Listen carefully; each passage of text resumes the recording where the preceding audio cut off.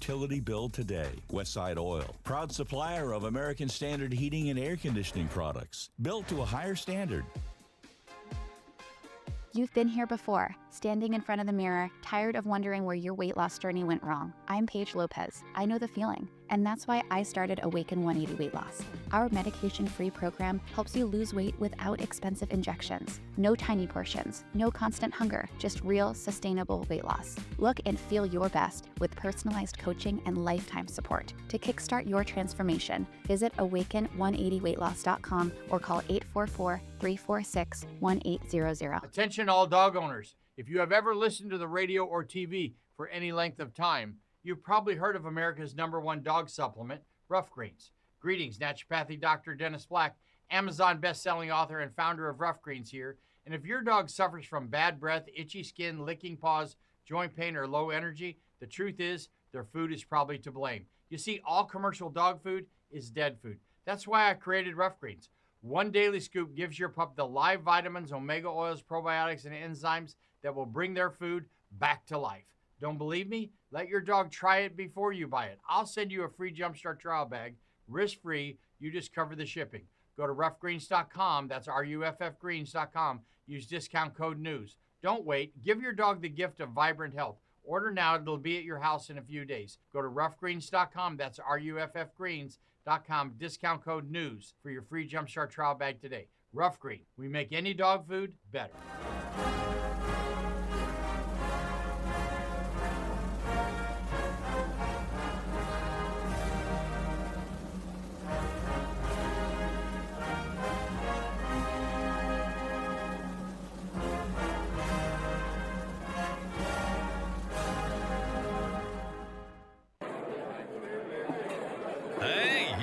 Hey, shh. Calm down. The show is about to start.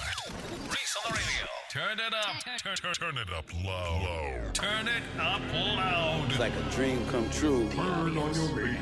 Reese is on the radio. Yo, let's get it. Due to the nature of this program, discretion does not exist. It's Reese on the Radio. Right now on WTIC News Talk 1080.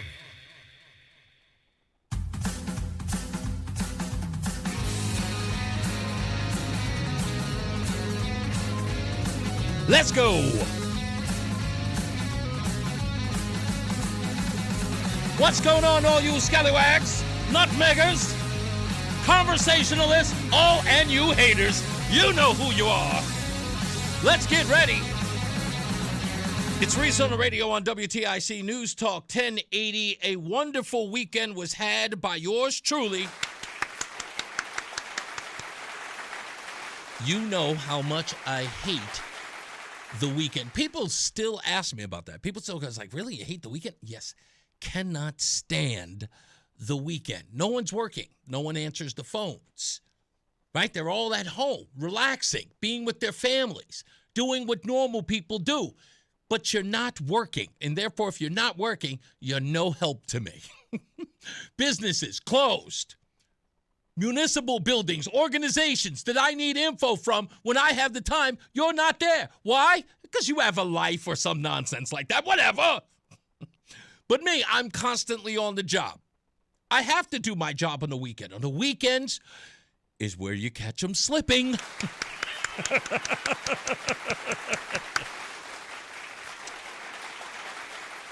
That's where you catch them slipping.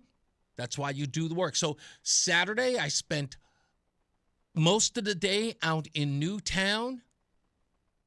And those of you folks out in Newtown, just so you know, Reese on the Radio's coming. And I proved it. You know, I always post a proof of life photo on my social media page to let you know that I'm in town. I went and got a slice of pizza, which, by the way, has to be the largest slice of pizza I've ever seen in my life. It was worth the $5-6 that I paid for it because it had, count them, 22 pieces of pepperoni on it. As a regular slice of pizza. I said, hey, that's the only thing you got here is plain pizza? She goes, no, we can put some toppings on it. What would you like? I said, sure, throw on some pepperoni, you know? And she goes, sure. I didn't see anything. I wasn't paying attention, but when it was ready, she handed it back to me. I looked at it. It was 2 plates. That's how big it was. 2 plates for 1 pizza and was smothered in pepperoni. One person saw the picture on Facebook and counted. That's right, 22 pieces of pepperoni.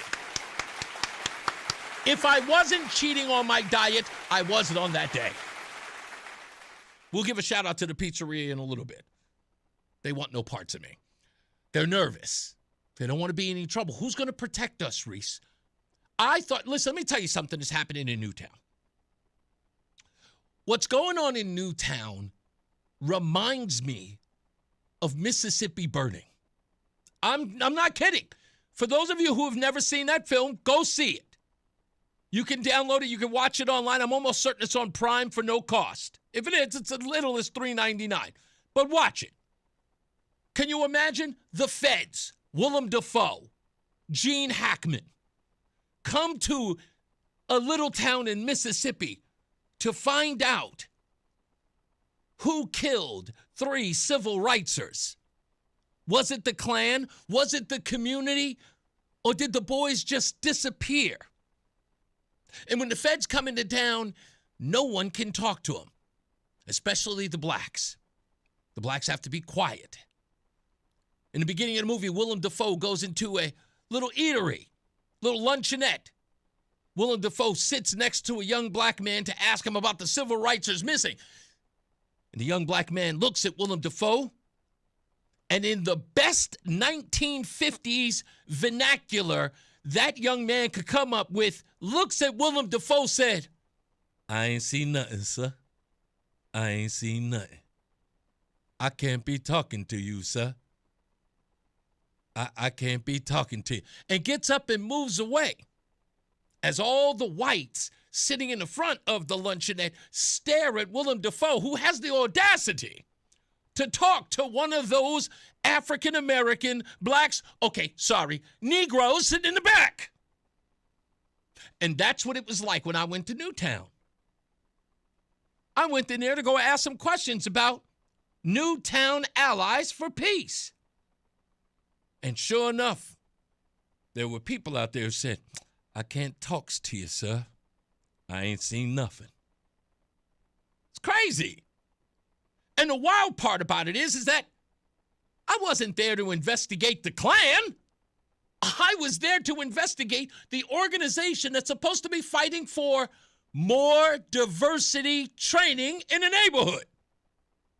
A neighborhood that's supposed to be fighting for people to get along based on their diversity. Apparently, not when it comes to diversity of thought. Yes, you heard it right. Reese on the Radio, Gene Hackman in this scenario, shows up to Newtown, Connecticut, Mississippi in this scenario, goes down there to talk to people about an organization that is telling folks that they need to be diverse, and people saying, "I can't talk to you, sir. I got to speak to them in private with secret code. Messages coming from this person, that one." And a couple of vigilant, tired as hell rebels came forward and said, "We'll talk to you, Reese. We'll tell you what's really going on." We still had to meet at a secret location, though. This just had to happen. I had to put him in the back of the SUV and make sure that the windows were tinted as we drove around town, pointing out the members of the group. "Yes, that's one lives there. Yeah, that was the one. That was the one, sir." Yeah, it's crazy. Now, I'm exaggerating, of course, to some degree, but the folks in Newtown who are listening today, they know exactly what I'm talking about. Because some of them are saying, they're laughing about it. They're just going, yeah, but they know that it kind of feels like that. That there are a group of people out there who are saying, "I don't care what your folks say up there in Washington. Segregation now, segregation forever. We don't care what you Fed boys saying up there in town. We gonna do what we gonna do." One superintendent in Newtown, let me see if I can find the quote. I got to find the quote. I was going to write it down, but I figured I'd just look it up. I couldn't believe it. I had to actually respond to it. That it was insane. One superintendent said along the lines, I don't care what media attention you give to this. Here it is. A superintendent literally wrote to one of the parents, I don't care how much attention you bring to this or how much media, etc. We will make our own decisions here. That was like back in the segregated South when George Wallace said, I don't care what they say in Washington. Segregation now, segregation forever. That's what they're up there saying. That's what they're saying in Newtown. Bring all the media attention you want. We gonna force diversity now. We bringing DEI whether you like it or not. Bring everybody you want, your CBS cameras, your NBCs. We don't care. Okay. Not a problem. That's exactly what I intend to do. Now, that wasn't even going to be my opening monologue, but I figured I'd get it out of the way because there's so many people in Newtown who are paying attention. But like I said, I'm going to be right there on the ground. You're only about 43 minutes away from my home. I could take a quick trip out there, and I'm going to be out there asking questions and getting answers. You can ask Reverend Aaron Miller that, too, of the Metropolitan Community Church of Hartford. Because at 3:30 today, I will show you my exclusive interview with him as I infiltrated that church and spent an hour there and talked to him about Elvira and her daughter's death and the Project Veritas information. And you'll hear his own voice as I spoke to him. If we covered it here on Reese on the Radio, we will not just discuss it on the radio. We will hit the ground, and we will be there. No matter where you are, no matter what you are doing, these stories will not be just dealt with behind this microphone. We will come down to where you are. We will bring the microphones to you. And we will ask you questions. And we will ask for accountability. I want to make sure that everybody knows this. Do not get angry at me for what I am doing. If I offend you for what I am doing, so what? Everyone knows that this town has been operating in a bubble.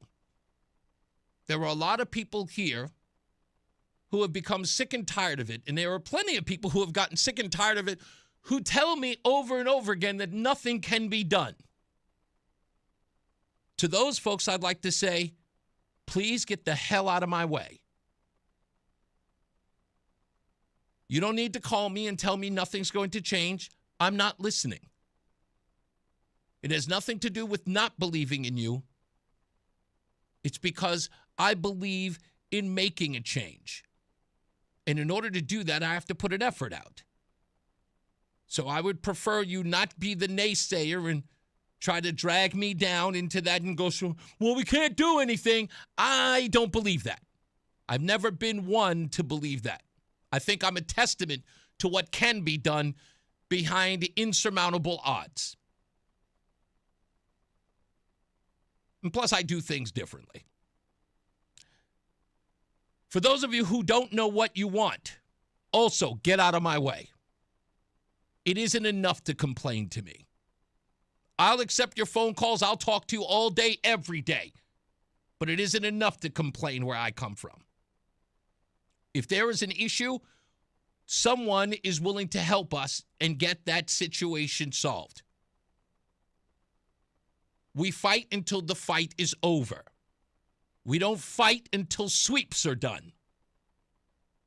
My ratings and my I'd say popularity on this program will not be because I'm funny and because I'm feisty and because I can say a quick joke here and there or say inflammatory things. No, we will be the result of our actions on this program.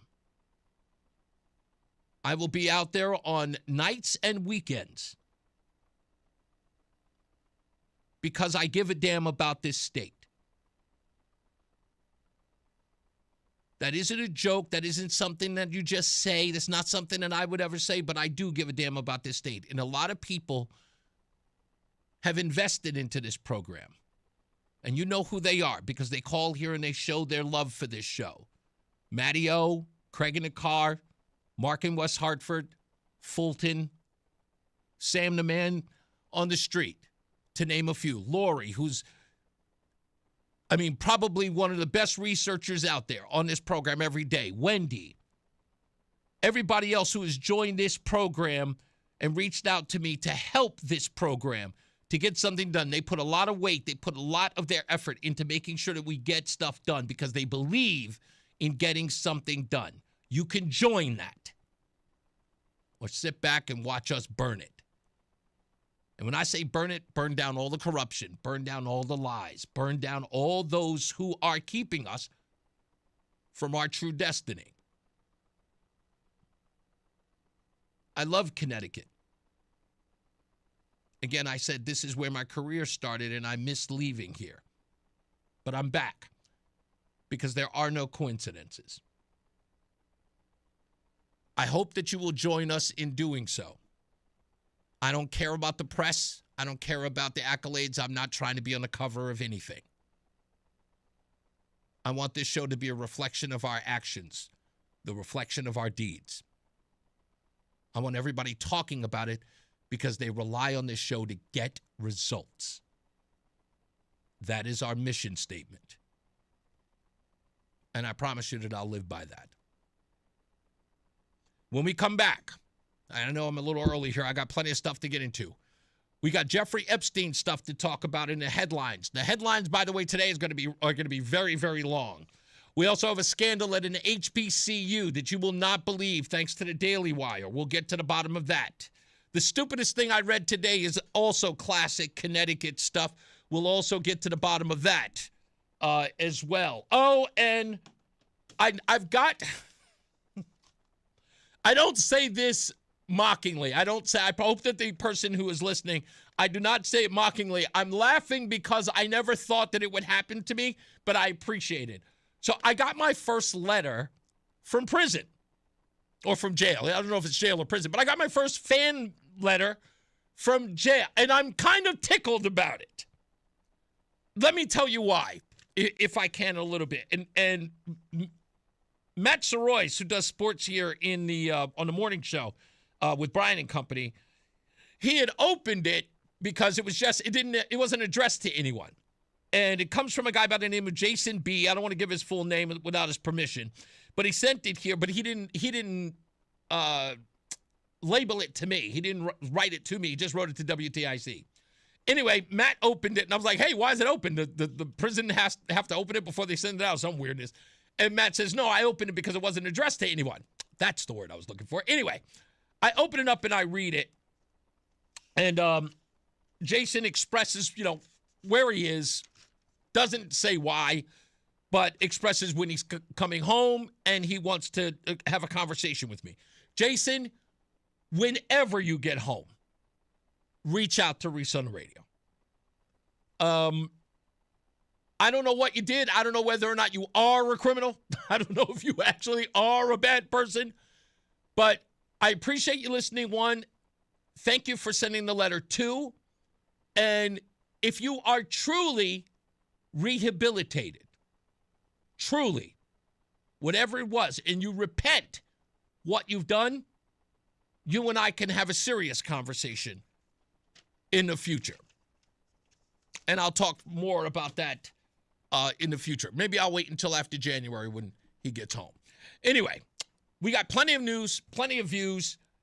Again, at 3:30, we'll talk about my conversation with Reverend Aaron Miller at the Metropolitan Community Church of Hartford.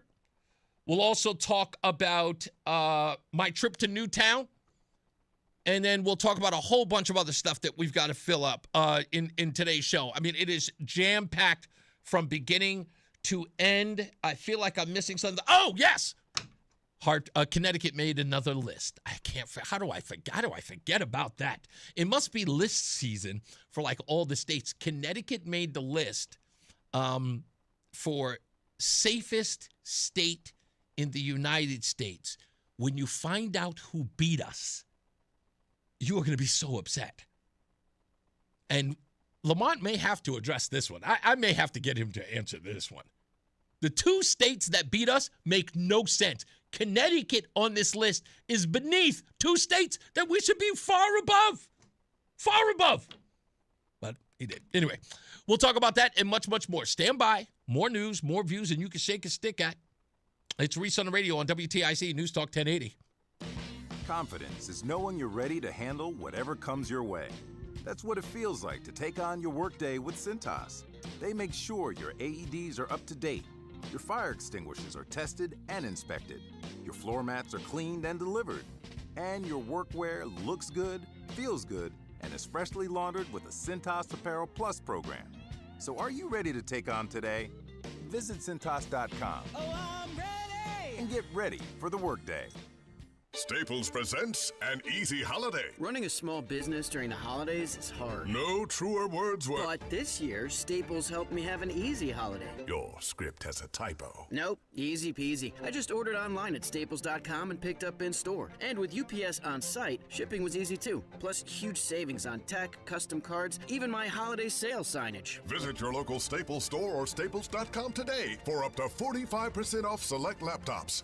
That was easy. Ins 12/27. Julia Chase Brand of Groton was a champion half-miler. She was also a champion of equal rights. Prior to the 1970s, women were prohibited from running in road races with men. Snubbed when she tried to officially enter the 1961 Manchester Road Race, Julia ran anyway and became the first woman ever to complete the course. Her protest run attracted national attention and ultimately prompted officials to change the rules that discriminated against females. Thanks to Julia Chase Brand, more than half of the runners at last year's road race were women. Learn more at manchesterroadrace.com. The Manchester Road Race is a great local tradition, and WTIC News Talk 1080 is proud to be a partner. WTIC has been Connecticut's radio station for over 100 years, with local talk shows talking about the things affecting our state and nation. Mornings with Brian and Company, 5:30 till 9, and Reese on the Radio, 2 till 6, plus local news, weather, traffic, and sports. All on WTIC News Talk 1080, because local radio is just better. The following is a paid commercial advertisement. From the Wall Street Sweeper Money Desk, we're with Russ Hackman, president of Hackman Wealth Partners. And Russ, it's all about retirement planning with you, but why worry about taxes in retirement? I mean, don't we all go down to a lower tax rate? It is a common misunderstanding that your tax rates are going to go down in retirement. In fact, the government is coming to tax your 401k and IRA money. And if you look at the schedule of what may happen to you, in many cases, people have escalating taxes in retirement.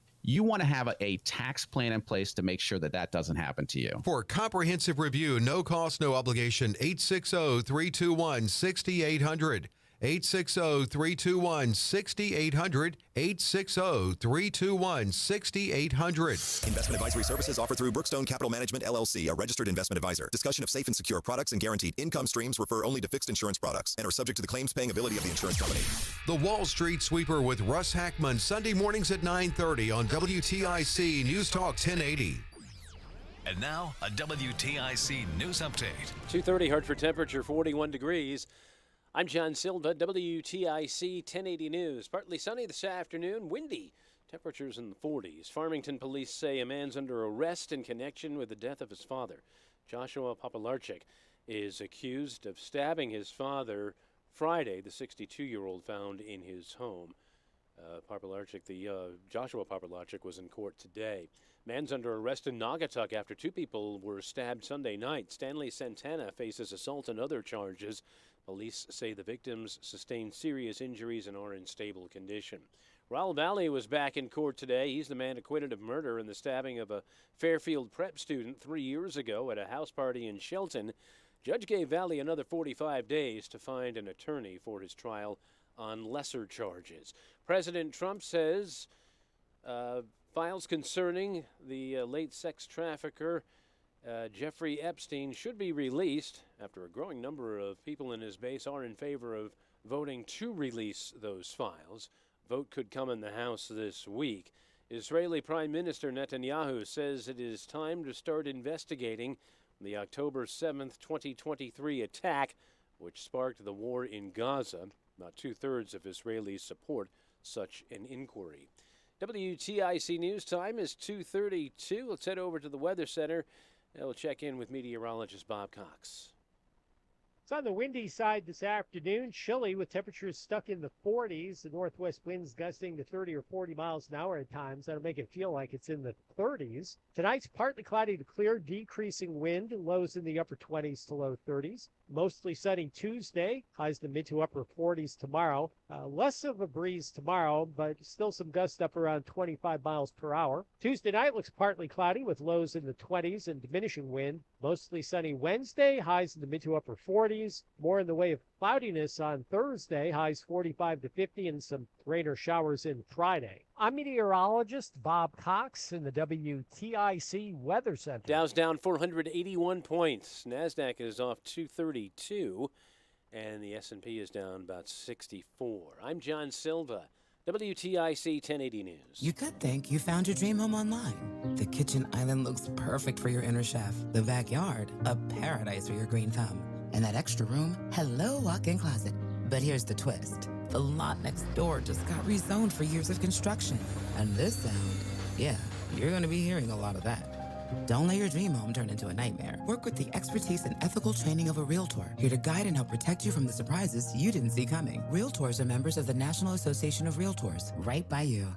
Okay, I have to tell you, I was just looking on eBay where I go for all kinds of things I love, and there it was. That hologram trading card.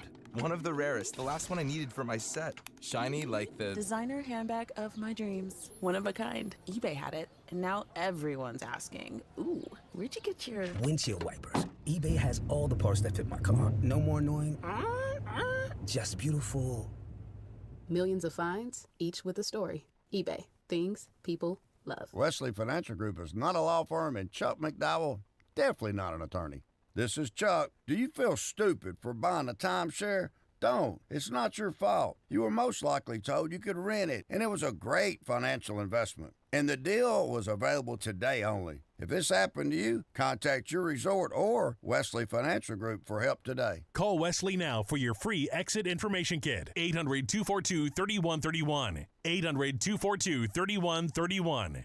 I'm Ed Evans, CEO of Consumer Cellular. Ever wonder why Big Wireless wants you on an unlimited plan? They probably want you to cover the cost of those 20-somethings using all that data every month. But most people 50 and up like me only use 12 gigs or less. Don't get bamboozled by Big Wireless. Switch to Consumer Cellular. Our plans start at just $20, and we use the same towers as the big guys. Join the millions who choose something better, because if you're not using all that data, you're probably getting used. Call 1-888-FREEDOM, visit consumercellular.com/facts or a store near you. Plans include $5 credit for auto pay and e-billing. See site for additional facts. If you're one of the millions of Americans behind on your taxes, if you're afraid to open your mail because IRS collection letters could be coming, listen carefully. The IRS is cracking down, taking paychecks, freezing bank accounts, revoking passports. That's a fact. But here's what most people don't know. There are official tax relief programs designed to help struggling taxpayers. Programs that could save you thousands if you qualify. No one knows these programs better than the experts at Optima Tax Relief. Optima's award-winning team will fight to protect your paycheck, your passport, and your property. Their tax attorneys and licensed tax professionals will work tirelessly to get you the best deal possible with the IRS. Every day, penalties and interest keep piling up, so don't wait. Call Optima now for a free consultation. Call 800-354-2840. 800-354-2840. 800-354-2840. Optima Tax Relief. Some restrictions apply. For complete details, please visit OptimaTaxRelief.com. A Thanksgiving tradition in Connecticut is the Manchester Road Race. Another tradition is donating blood at the Ray Crothers Blood Drive. The Manchester Road Race Committee will again team up with the American Red Cross for this annual blood drive on Friday, November 28th at Manchester High School. Last year, the blood drive collected 376 pints of blood, benefiting over 1,100 patients in need of plasma and platelets. It's not too early to sign up. Please visit manchesterroadrace.com for more information. UConn's Silas Demery Jr. and Braylon Mullins know winning takes trust, hustle, and the right team. I work both ends of the court. That's the only way to win. And when the pressure's on, I trust my team on the court and in life. That's why they trust BPS lawyers, handling personal injury, family law, and more. I'm Nick Payne-Derritz. At BPS Lawyers, we're one full-service firm. All your legal needs, always. BPS Lawyers, your lawyers for life. It's Reese on the radio. Ask your doctor if common sense is right for you. On News Talk 1080 WTIC. Don't forget, folks, you can always call at 860-522-WTIC, 860-522-9842. Throughout the program, we've got plenty of stuff to get into. Thomas, I just got your email. Thank you. On that Newtown situation. Thank you. And I did see the text message that you sent as well. I get everybody's messages. I'm a kind of a one-man team, which is, if you can imagine this, people always ask the question about whether or not I work with a staff or kind of. Let me put it this way. Like, so even if I did, my staff sends me everything, right? If I were to refer to like Mark Walsh as my staff, it would be he gathers some information and sends it to me, and then I sort it out. So imagine a staff that puts everything on my desk instead of me putting on their desk. And let me explain to you why. And this, I'm ripping on them, but they understand. These guys have all the connections that I don't. And then when I have that connection, as it were, you know, I won't even have to utilize them anymore. I'll be able to call those folks directly. What they want me to do is for me to have access to those people. So they put them in my hands so that I can delegate how I'm going to reach out to those folks. So that's why I applaud them. But I got to tell you, it's true. My wife even brings this up. She goes, you know, you should let me do some stuff. And I always tell her no. To which Roseanne says, well, I find that offensive that you won't let me help you. And it's not that. It isn't that I don't need your help. Of course I need your help. I would love to have a staff of people running through here, making sure that everything I needed to know was right there within, like, at my fingers. But one thing creates the problem. Me. Those people would get in my way.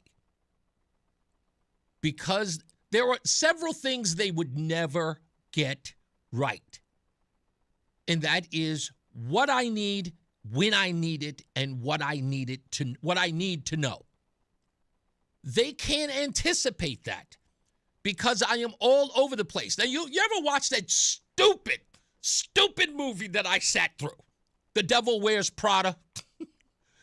With Meryl Streep and Anne Hathaway. Now, I watched that because the only thing I found interesting in that movie was the Anna Wintour character, because that's who it's supposed to be based on, Anna Wintour at Vogue, and her demands and dealing with her assistants, and how the assistants have to anticipate exactly what she wants at any given time. Interesting part is that this Anna Wintour character played by Meryl Streep, it is always the same thing. She doesn't change at all. What she thinks about certain things are always the same. And the stuff that you have to anticipate is the stuff that you're going to have to deal with the same year, the same time, every year. It doesn't change. She never throws them a curveball. At all. That would always be the case with me. I would always throw them a curveball. There's no way to anticipate what's important to me at any given moment. Here's why. I'm a sociopath. It's true. Especially when it comes to this news thing. It just is. The stuff that interests me is really bizarre. Some people give me some really, really good stuff, and I kind of go, no, nothing there. A little bit, but not really. And if I feel like it, I might dabble, but if there's no seriousness in it, like if it's like seems like just an idle complaint that can be remedied, I'd sooner give it back to the person and say, hey, listen, this is how you resolve that. That's exactly how you resolve that. And Other times, people are giving me information on stuff that actually is rooted in nothing. And I can't do anything with that either. And I'm just going, like, what are we utilizing space for that for? Are we going to get anywhere? What's the end result? And what's the purpose of that? And when people go, I know they haven't thought that far, that means they're waiting on me to figure it out. Can't do it. Won't do it. So those people would only get in my way. When I'm looking at a problem, I'm looking at a problem for every detail. I've already checked out all of the exit points, all of the booby traps, and I can come up with a plan like that. Because for some odd reason, none of these things are that complicated, especially if it's politics. It's easy. Those people are ridiculous. So I'm just not used to having a whole team of people around me solving the problems or solving my issues. No. I got this. Don't worry about how much stuff you throw at me. I'm going to tell you right off the rip. Okay, maybe a little bit. Let's see where that goes. If I don't address it immediately, there's a reason for it. I need more details, or I need it to have a bigger impact. And when I mean impact, what I'm saying is that I don't want to give attention to something that could be resolved with just a phone call. And therefore drawing attention to it for no good reason, and then putting someone in a position where they feel like they're being attacked when they didn't know that it was an issue that they could have resolved on their own. And if it was just as simple as a phone call, that person can go, oh, shoot, man, I didn't know that. I'm sorry. Let me fix it. I don't want to blow it up if it isn't necessary. No, I think we can talk to this guy. Don't worry. We got that covered. And it gets covered. That's the way I want to look at it. So you can trust me. I promise you I'm going to be on the stories that matter. And the ones that you think have gone away, they haven't. Let me give you an example. I just got off the phone with Jeff Cordisco over at C&D Underwater Maintenance. They were the folks who worked with CAES to get rid of Hydrilla. Story's not over. I just called Blumenthal's office today. In fact, I called his personal cell phone because I didn't realize the number he called me from was actually his cell phone. So I just called him and I left him a personal message telling me he needs to get him back in touch with me. Because the first thing I'm going to do is I'm going to get him in touch with Bugby and with Cordisco to see if we can get the DQuat thing handled. That story's not going away. I don't care whether or not it's off season or on season. We're going to get to the bottom of that and we're going to get it resolved. Because that's what we have. We're not going to get results. What's the point? Because other than that, we're just complaining. So that's where we are. Let's go to my good friend Simsbury. What's up, Joe? Hi there. So kind of a good lead in there, and you had no idea what I was going to call about. So about a week ago or so, I was unable to call in, but I was listening to the show. You were talking about the weakness of the Republicans. Yes. And since that time, I just want to tell you some of the things that I've seen. And again, this is just in the last week. So for some reason, you were ahead of what was coming on a national basis in terms of the dialogue having to do with the weakness of the Republicans, because you were focusing, I think, more on Connecticut Republicans. Right. I think I was speaking to Connecticut Republicans in a broader national way. Exactly. So one of the things was, and I got three here, Joe Rogan recently was making some news because he started talking about how we are at step 7 and there are specific steps towards a civil war. Right. And that's gathered a lot of attention. I read an article, The Rise of the Right-Wing Snowflake. Mm-hmm. Another article that talked about the GOP doesn't have the instinct that the Democrats do. And the article talked about how, and this is not encompassing for every single person on each side, right, but just made some real good points that on the GOP side, we seem to have more of a sense of right and wrong. Mm-hmm. And on the other side, there's a lot of them, and again, I know I don't want all the people on the left to think I'm talking about them, that are godless people. Right. That we don't think about, hey, we're angry at something, let's create disruption and chaos. They do that. Right. And I'm sure someone will say, oh, January 6th you did. It's like, well, no. January 6th, now we have the videos out showing that the government was firing on people with lethal potentially lethal objects Yeah. from the roof. Yeah, I've And already we also reported on that. I have- was there. They were shooting explosive tear gas at people in the crowd on the inauguration side, which forced us, myself and Rick Walker, onto the other side because they started firing on us, unprovoked. Well, did you see the videos that came out in the last week or so that show that they were aiming at people's heads and their eyes? Yes. Unbelievable. Yet you still have people that will call your show saying, "Oh, January 6th, look what these people did." And then you have the situation with the person who they absolutely identified who left the fake bomb outside the DNC. Yeah, now that's a left-wing person. If you want to visually look at someone and guess, is that a lefty or is that a righty? Mm-hmm. That's a left-wing woman. So basically, you were talking last week and now about the lack of fight that we have and how much the fight's being taken to us. And we need to fix that. There's a reason for that, though, Joe.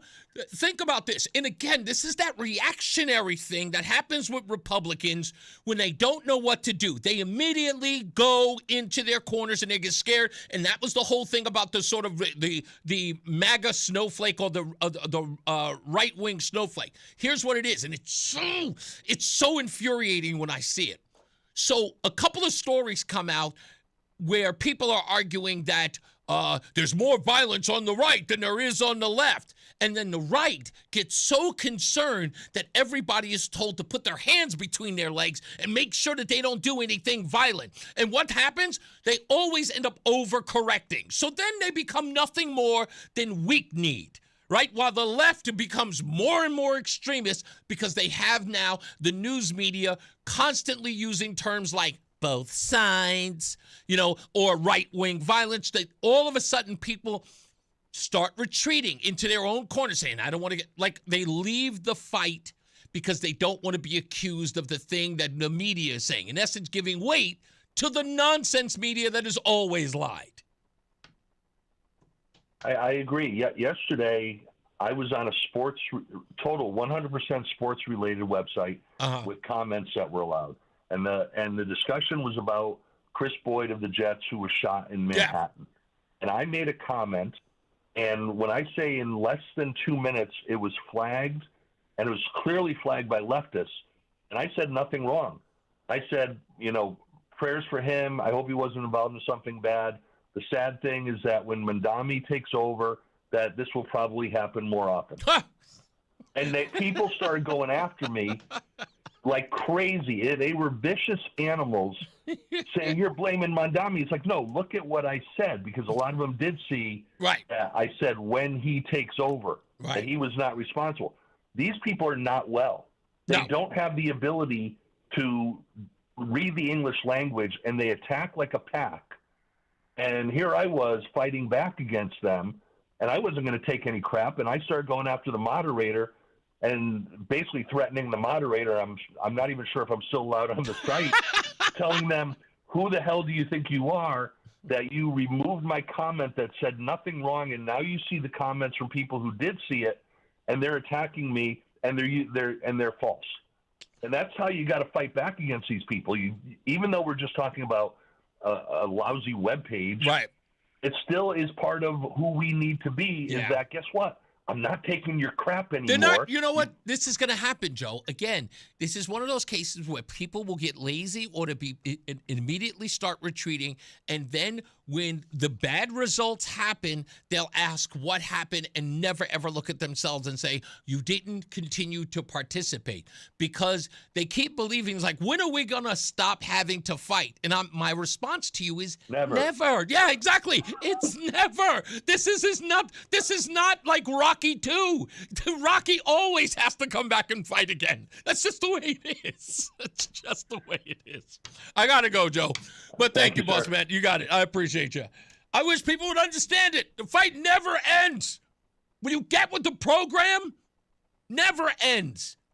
I'll tell you how it is. Real simple. It ends like this. Death. That's how it ends. They are not going to. They are not going to relent.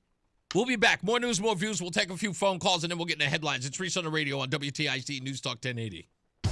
It's time now for today's Spotlight on Money. Thanksgiving is about feasting with family and friends, but cooking the big meal does not have to be a part of that tradition. Izzy Karish, president of Hospitality Works in Chicago, says the restaurant Thanksgiving is a trend that shows no sign of slowing down. Just enjoy time with the family, no cleanup, just a good time. This is the direction that things are going. I'm Rob Hart.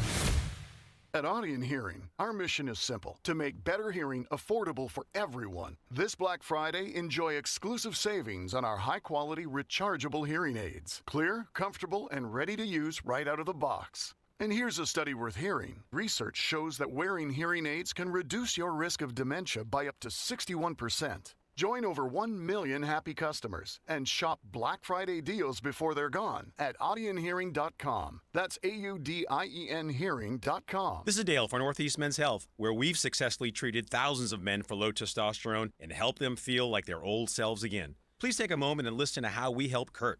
You're supposed to be on fire as a person. You're supposed to want to get things done. I started having anxiety out of the blue, low libido, brain fog, not feeling driven. Literally had to push myself every day to get up and get things done. I was driving and I heard Northeast Men's Health on the radio, and the first consult seemed reasonable, so I decided to give it a call and made an appointment. They found that I had low T, and after that it was like a light switch got turned on. I've been a patient at Northeast Men's Health for about 9 months now. Everything's gotten a lot better in my life.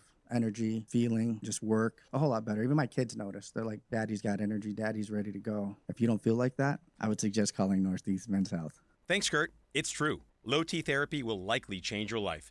Your initial appointment is only $99 with results in minutes. And if you start on testosterone the day of your appointment, your visit is free. Call today, 800-930-5956, or go to northeastmenshealth.com. We all hear the radio ads about the IRS. They tell you to be afraid, to be scared, and they try to frighten you into calling. I'm not here to do that. Tax Relief Advocates is different. TRA is here to tell you that if you owe money to the IRS, whether it's $5,000, $50,000, or $500,000, we have a solution. It doesn't matter if you're sitting in your car, at work, or with your kids. No matter where you are, call now. 800-575-6986. Don't lose hope. TRA can eliminate or reduce what you owe to the IRS. Generous programs are now available that can give you a fresh start. Our passion is taxes and helping individuals fix their IRS problems. We have over 1,000 5-star reviews on Google and an A+ with the Better Business Bureau. You don't need to be afraid of the IRS any longer. End your tax nightmare today by visiting us online at TRA.com or call 800-575-6986.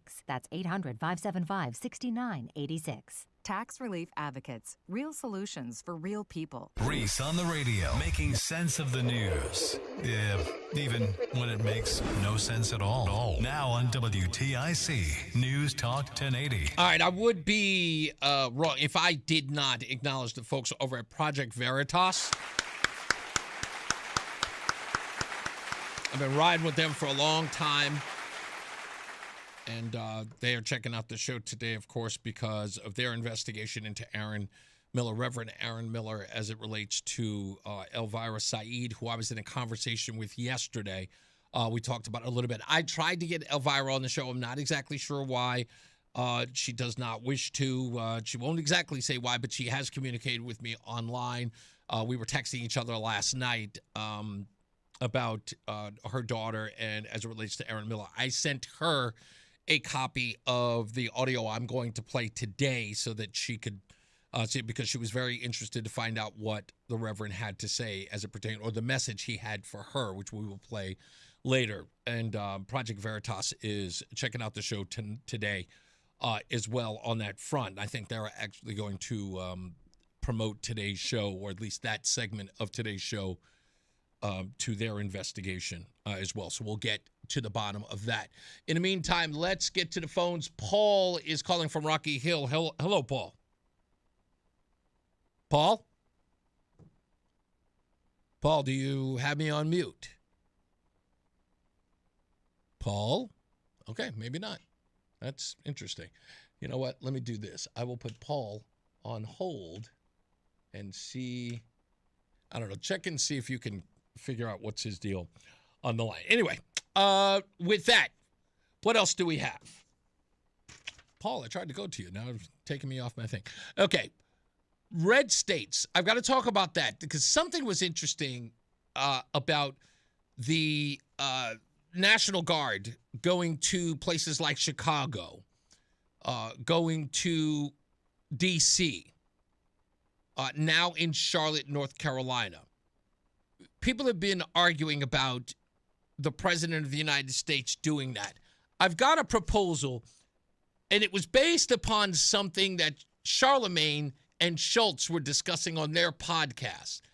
And I think Donald Trump should have done it. He's still got a chance to do it because I find it interesting that when Donald Trump does one thing, people who would have complained about otherwise always go in the opposite direction when Donald Trump is doing it. So I want to talk about that. Also, this top 10 list, that's going to be in headlines coming up. It's not a top 10 list. I apologize. It's a top 100 list. And it is 150 cities I got with a score of 100 or less when it comes to safety in the country. And they listed the worst states for safety. Connecticut's not on that list. It is on the safety list. But the states that beat us is going to make you angry. It made me angry because it makes no sense.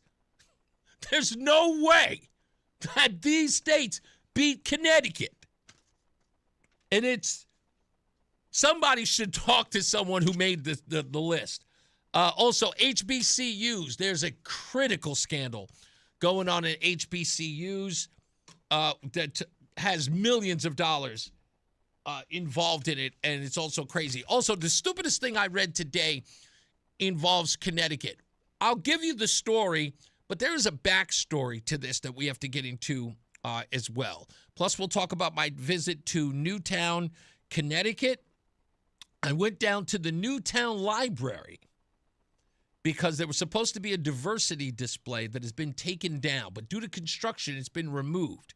And I had a conversation with one of the librarians there, and it was a lengthy conversation, which was very enlightening to me. I want to talk about that as well. We talked to some other people as well in the area, and I'll tell you all about that experience. Plus, the biggest slice of pizza I've had in my life with 22 slices of pepperoni. I'm going to show them some love. I'm going to show Eddie some love. Eddie's the owner of the pizzeria. So we'll break that down. All right, we're looking like we're coming up on the top of the hour. John Silva is here. He's got news and headlines for you. When we come back, we've got some other headlines that might interest you as well. Plus, the telephone number is 860-522-WTIC, 860-522-9842. Don't forget, in about 30 minutes, my interview exclusively with Reverend Aaron Miller of the Metropolitan Community Church in Hartford is coming up. John Silva's up next. It's Reese on the Radio on WTIC, News Talk 1080. For quality vinyl siding, the Peter L. Brown Company is your best choice. Let us show you the difference a beautifully installed Peter L. Brown vinyl siding job can make. Please visit peterlbrown.com for roofing, siding, windows, and doors. WTIC is celebrating 100 years on the air and 100 years of serving Connecticut. This is WTIC and WTIC FM HD2 Hartford, an Odyssey station. 3 o'clock, good afternoon. We've got partly cloudy skies out there, 41 degrees, and we'll have the forecast details coming up. Man acquitted of murder in the stabbing of a Fairfield prep student at a Shelton house party 3 years ago was back in court today. Raul Valley told the judge he needs more time to hire an attorney for his trial on lesser charges. The jury couldn't come to an agreement on reckless manslaughter when it acquitted Valley of murder last summer in the killing of Jimmy McGrath. The judge granted Valley another 45-day extension. Kevin McGrath is Jimmy's father. We do have faith in the whole system, and we want it to play out. And we know there's, the strategy is postpone, until we get on the docket again. Audio from WFSB. Valley says he's trying to come up with the money to hire an attorney. The judge says if he doesn't have one by January 6th, he'll have to apply for a public defender. Man's under arrest after being charged in the stabbing death of his father on Friday in Farmington. 31-year-old Joshua Papalarchik of Avon, charged after police say they found 62-year-old David Papalarchik with multiple stab wounds in his Farmington home. Details of the incident have been sealed for now. The younger Papalarchik was in court today. 2 people remain hospitalized after Naugatuck police say they were stabbed Sunday. Police were initially called around 10:30 p.m. to the area of Margaret Circle. 2 victims sustained serious injuries. They're currently in stable condition. Police later caught up with 25-year-old Stanley Santana on New Haven Road, not far from where the incident was reported. Officers arrested him without incident. Police say Santana was found to be in possession of a knife, faces assault and other charges, bond set at $750,000. Eversource says it'll cost customers more to keep warm this winter. The utility says the winter supply rate is expected to increase by about 13%. It says the cost usually goes up this time of year due to supply and demand. The price per kilowatt hour expected to go up $12.64. Last year, it was $11.19. Eversource suggests customers can shop for rates at energizect.com. The move must still be approved by Pura. On Crash Responder Safety Week, Connecticut officials are reminding drivers to slow down and move over for crews working on the highway. WTIC's Dave Mager reports. DOT highway maintainer Bert Jameson says in 2020, an 18-wheeler plowed into his I-84 worksite. It was absolutely terrifying. Jameson and his crew survived. Trooper Aaron Pelletier and highway worker Andrew D. Domenico did not when they were struck roadside last year. DOT Deputy Commissioner Leisha King. In all situations across our roadways, we're seeing people driving too fast, driving distracted, and driving impaired. And that's only compounded when you have something else happening on the road. They're not paying attention. So officials are again highlighting the state's move over law. Drivers must slow down and move over when approaching police, other crash responders, and road crews. Dave Maker, WTIC 1080 News. Federal magistrate judge has ordered the Justice Department to turn over grand jury materials to former FBI Director James Comey as he fights criminal charges. A federal judge overseeing former FBI Director James Comey's criminal prosecution in Virginia ordered that all grand jury materials be turned over to his legal team, harshly criticizing the Justice Department for a disturbing pattern of, quote, profound investigative missteps in its handling of the case. It's reporter Jake Rosen. WTIC News Time, 3:04. Checking traffic. Most of the road work should be coming to an end within the next half hour or so. There is a crash reported on 84 westbound in New Britain, the area of exits 36 and 35. Looks like the left lane is closed there due to a crash involving a dump truck. Let's check in with the WTIC Weather Center for a look at the forecast. As that pesky storm system continues to move away, we'll continue with breezy weather the rest of this afternoon, but we'll also see increasing amounts of sunshine as high pressure builds in from the northwest. Highs around 40. We'll turn out clear tomorrow night as high pressure remains in control, low at 32. It'll be breezy tomorrow morning, otherwise sunshine and just a few clouds around, and a high of 47. Then clear to partly cloudy tomorrow night, a cold one, lows down to 29 degrees, and then Wednesday a mixture of clouds and sunshine with a high around 48. This is meteorologist Scott Homan in the WTIC Weather Center. All right, it's a chilly 40 degrees right now in Hartford. Dow's taking it on the chin again today, off 703 points presently, about 1.5%. NASDAQ's down 315. S&P is down 89 points. For these stories and more, go to WTIC.com. I'm John Silva, WTIC 1080 News. I'm attorney Haley Allaire from Allaire Elder Law. When my grandmother's dementia progressed, my relationship with her changed. I had been her loving grandchild who she watched grow. She taught me to sew and make coconut bunny-shaped cakes at Easter, and once took me on a teddy bear picnic with her best friend Gloria. Soon, to her, I became a beloved person whose name she couldn't quite recall. In the end, I was just a friendly visitor. We were lucky that she never lost her kind personality, and she would say thank you for visiting and ask how I was. Her last words to me were work hard. Then she turned to my dad and said, "You don't work so hard." As a grandchild, the experience was emotionally very hard. but that was not made worse by logistics. Our transition from her living independently to having caregivers to a nursing home was smooth because we had an elder law attorney in the family to protect her assets and elder care coordinators to advise us on how to advocate for good care. It made all the difference. Allaire Elder Law, compassionate counsel and proven results. AllaireElderLaw.com. That's ALLAIRE. Are you tired of online threats? Then get an antivirus. It's the only online protection you will ever need. Just a quick question. Does it encrypt your online traffic the same as NordVPN? No, but it protects your device. Just pop that CD in and you're good to go. But it will stop your internet service provider and other snoopers from monitoring you online, right? Oh, no, not really. It won't stop online snoopers or block annoying ads. In fact, forget what I said at the beginning of this ad. This ad is now about NordVPN. I just realized that an antivirus is only half protection online. So get better online protection with the NordVPN Black Friday deal. It will encrypt your traffic, protect you from malware and phishing, and stop annoying ads. This Black Friday, get NordVPN with 73% off and enjoy 3 extra months. Yeah! It's Reese on the Radio on News Talk 1080 WTIC. All right, let's get into it. Here's some headlines.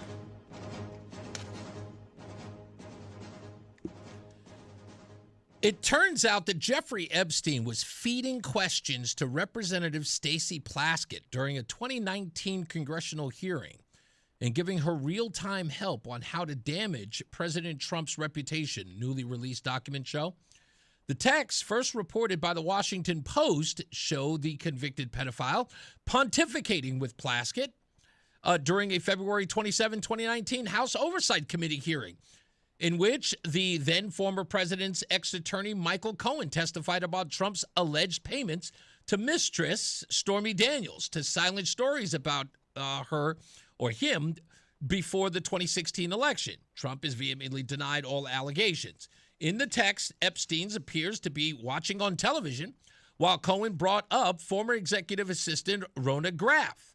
In his testimony, Cohen brought up Rona, keeper of secrets. Epstein texted, misspelling Graff's first name. Rona, responded Plaskett in the text exchange, a non-voting delegate representing the U.S. Virgin Islands. Quick, I'm up next. Is that an acronym? She asked.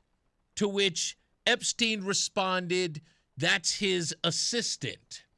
So Democrats using Epstein to question Michael Cohen and to go after Donald Trump. That's interesting. But I love my leftists who love talking about this because Nancy Pelosi brought up something a couple of years back that a lot of Democrats are using in all of this. And it's what's called the wrap-up smear. A lot of people don't know what this is. They're not political wonks. They don't understand how the news media works. But the wrap-up smear, that's what the news media and Democrats use to go after Donald Trump. Here's Nancy Pelosi explaining it. You smear somebody with falsehoods and all the rest, and then you merchandise it. And then you write it, and they'll say, see, it's reported in the press that this, and this. So they have that validation that the press reported the smear, and then it's called the wrap-up smear. Now I'm going to merchandise the press's report on the smear that we made. And it's a tactic. Yes, it's a tactic that's often used. In fact, it was used over the weekend. Now, I want you to pay attention to what you're about to hear, because many of you may not have heard it. What you are about to hear is defamation. What you are about to hear is a smear. It should be reported everywhere, but it has not been. And you're going to have to ask yourself why. Before I play it, let me break this down for you. If a member of Congress, Senate, congressional leader, whatever it may be, an elected official, is on the Senate floor or the congressional floor and makes a comment that is untrue, that individual has what's called immunity for making said smear and or lie. But in public, during an interview, saying something that is provably false and defaming is not protected, and there is no immunity. So someone's going to have to explain to me how this is not everywhere. What we've already seen is immensely incriminating. Clearly, Donald Trump was at the center of a child sex ring. That is heartbreaking. That is Senator Chris Murphy in Texas during an interview with Sam Smith. And again, he said the following: the President of the United States is at the center of a child sex ring. But he went further. What we've already seen is immensely incriminating. Clearly, Donald Trump was at the center of a child sex ring. That is heartbreaking that the President of the United States was involved in that kind of gross, craven immorality. And it stands to reason that he wouldn't be fighting so hard to spin against this story or bullying Republicans in the House to prevent the release of these files if there wasn't something especially and specifically incriminating in that information. That's your senator accusing the President of the United States for being at the center of a child sex ring during an interview in Texas. He has no proof of that. None. But he said it is without question. What we've already seen is immensely incriminating. Immensely incriminating. What we've already seen is immensely incriminating. No one has said anything about it. No one has even chalked it up. The only place to talk about it was in Connecticut report, CT report yesterday. No other major news has even picked it up. That's a sitting senator, the so-called future of the party, accusing the president outright of being at the center of a sex ring. With that, let's go one step further. Anderson Cooper, CNN. They can't stop talking about Epstein ad nauseum. Here is June of 2025, this year. Just like the whole idea of the Epstein list. It's so ridiculous. Yes. Right. I mean, last year, early in 2024, through court documents were released where there were names of associates of Jeffrey Epstein. Donald Trump was mentioned in that. Zero accusation of any wrongdoing whatsoever, just that he knew him. For years, there have been fake flight logs of Jeffrey Epstein that grow in size and new names are added. Yes. So what has sort of become of this list, the lore of the list really, is that in one tidy list, there are all the bad people who went to Epstein's Island, did all the bad things, abused women, young women, and so forth. There's no there, and they're disappointing the conspiracy-minded people. We begin to... That was June 5th of 2025. A month and a half later, on July 17th, 2025, June 5th, July 17th, same year, month and a half. Not even that, it's a month and 12 days. Anderson Cooper, same program. Anderson Cooper, 120. We begin tonight with breaking news. Just before airtime, the Wall Street Journal published a piece with this striking headline. Jeffrey Epstein's friends sent him bawdy letters for a 50th birthday album. One was from Donald Trump. It's also interesting to me that President Trump is now calling this a hoax. President Trump is calling it a hoax when a month and a half before that report, Anderson Cooper said this. There's no there, and they're disappointing the conspiracy-minded people. No one believes you, folks. You have no credibility. I wish you understood that. You all look like clowns, but, whatever. That's how it goes. That's Just how it goes. Anyway, moving on. Based on the Silver Law Firm's 2025 study analyzing safety for solo travelers across the 50 states, plus Washington, D.C., where applicable, the rankings, which are derived from safety scores out of 100, emergency response times, violent and property crimes, rates vehicles and vehicle accident fatalities, and transportation infrastructure. The lower scores indicate a higher danger, particularly for independent road maps or off major route travel. Who's on the list? Let's go through a couple. Here is a list of the states that came in last, starting with the least of the two. We'll start 5 to 1. 5 is the worst. 1 is the worst. I apologize. Number 5, West Virginia. Number 4, Oklahoma. Number 3, Tennessee. Number 2, Arkansas. And number 1, New Mexico. These are all ranked as the least safest places to go. That's awful. New Mexico, Arkansas, Tennessee, Oklahoma, West Virginia. Now the safest places to be, starting with number 10, working its way down to number 1, number 1 being the safest. 10 is New Hampshire. Number 9 is Connecticut. Okay, Connecticut made the top 10. Yeah. Who beat us? Now, who beat us should be completely significant, vitally significant. Wisconsin beat us. Makes sense.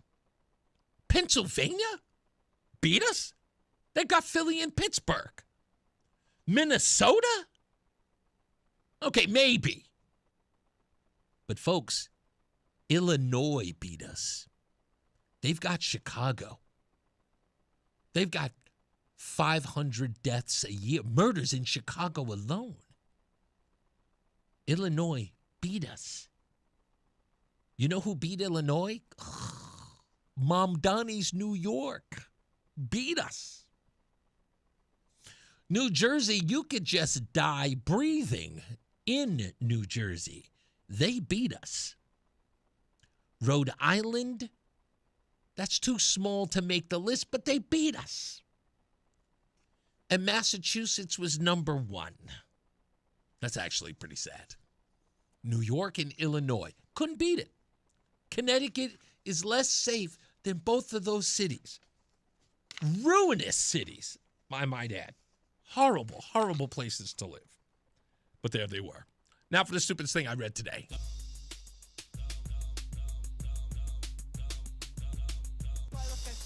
Yes, you do.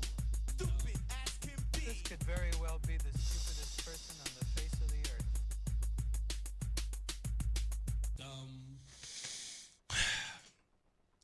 An organization called Data Haven, which we cite on this program a lot, they asked this question of Connecticut. Do Connecticut residents trust their government? Let me ask again. Do Connecticut residents trust their government? Now, if you listen to this show enough, you know that answer is hell no. You got to be kidding. Oh, no. Folks, according to the new survey from the nonprofit Data Haven, 67% of Connecticut adults say they trust their local government either a great deal or a fair amount. And nearly as many people, 61%, say they trust Connecticut's state government a great deal or a fair amount.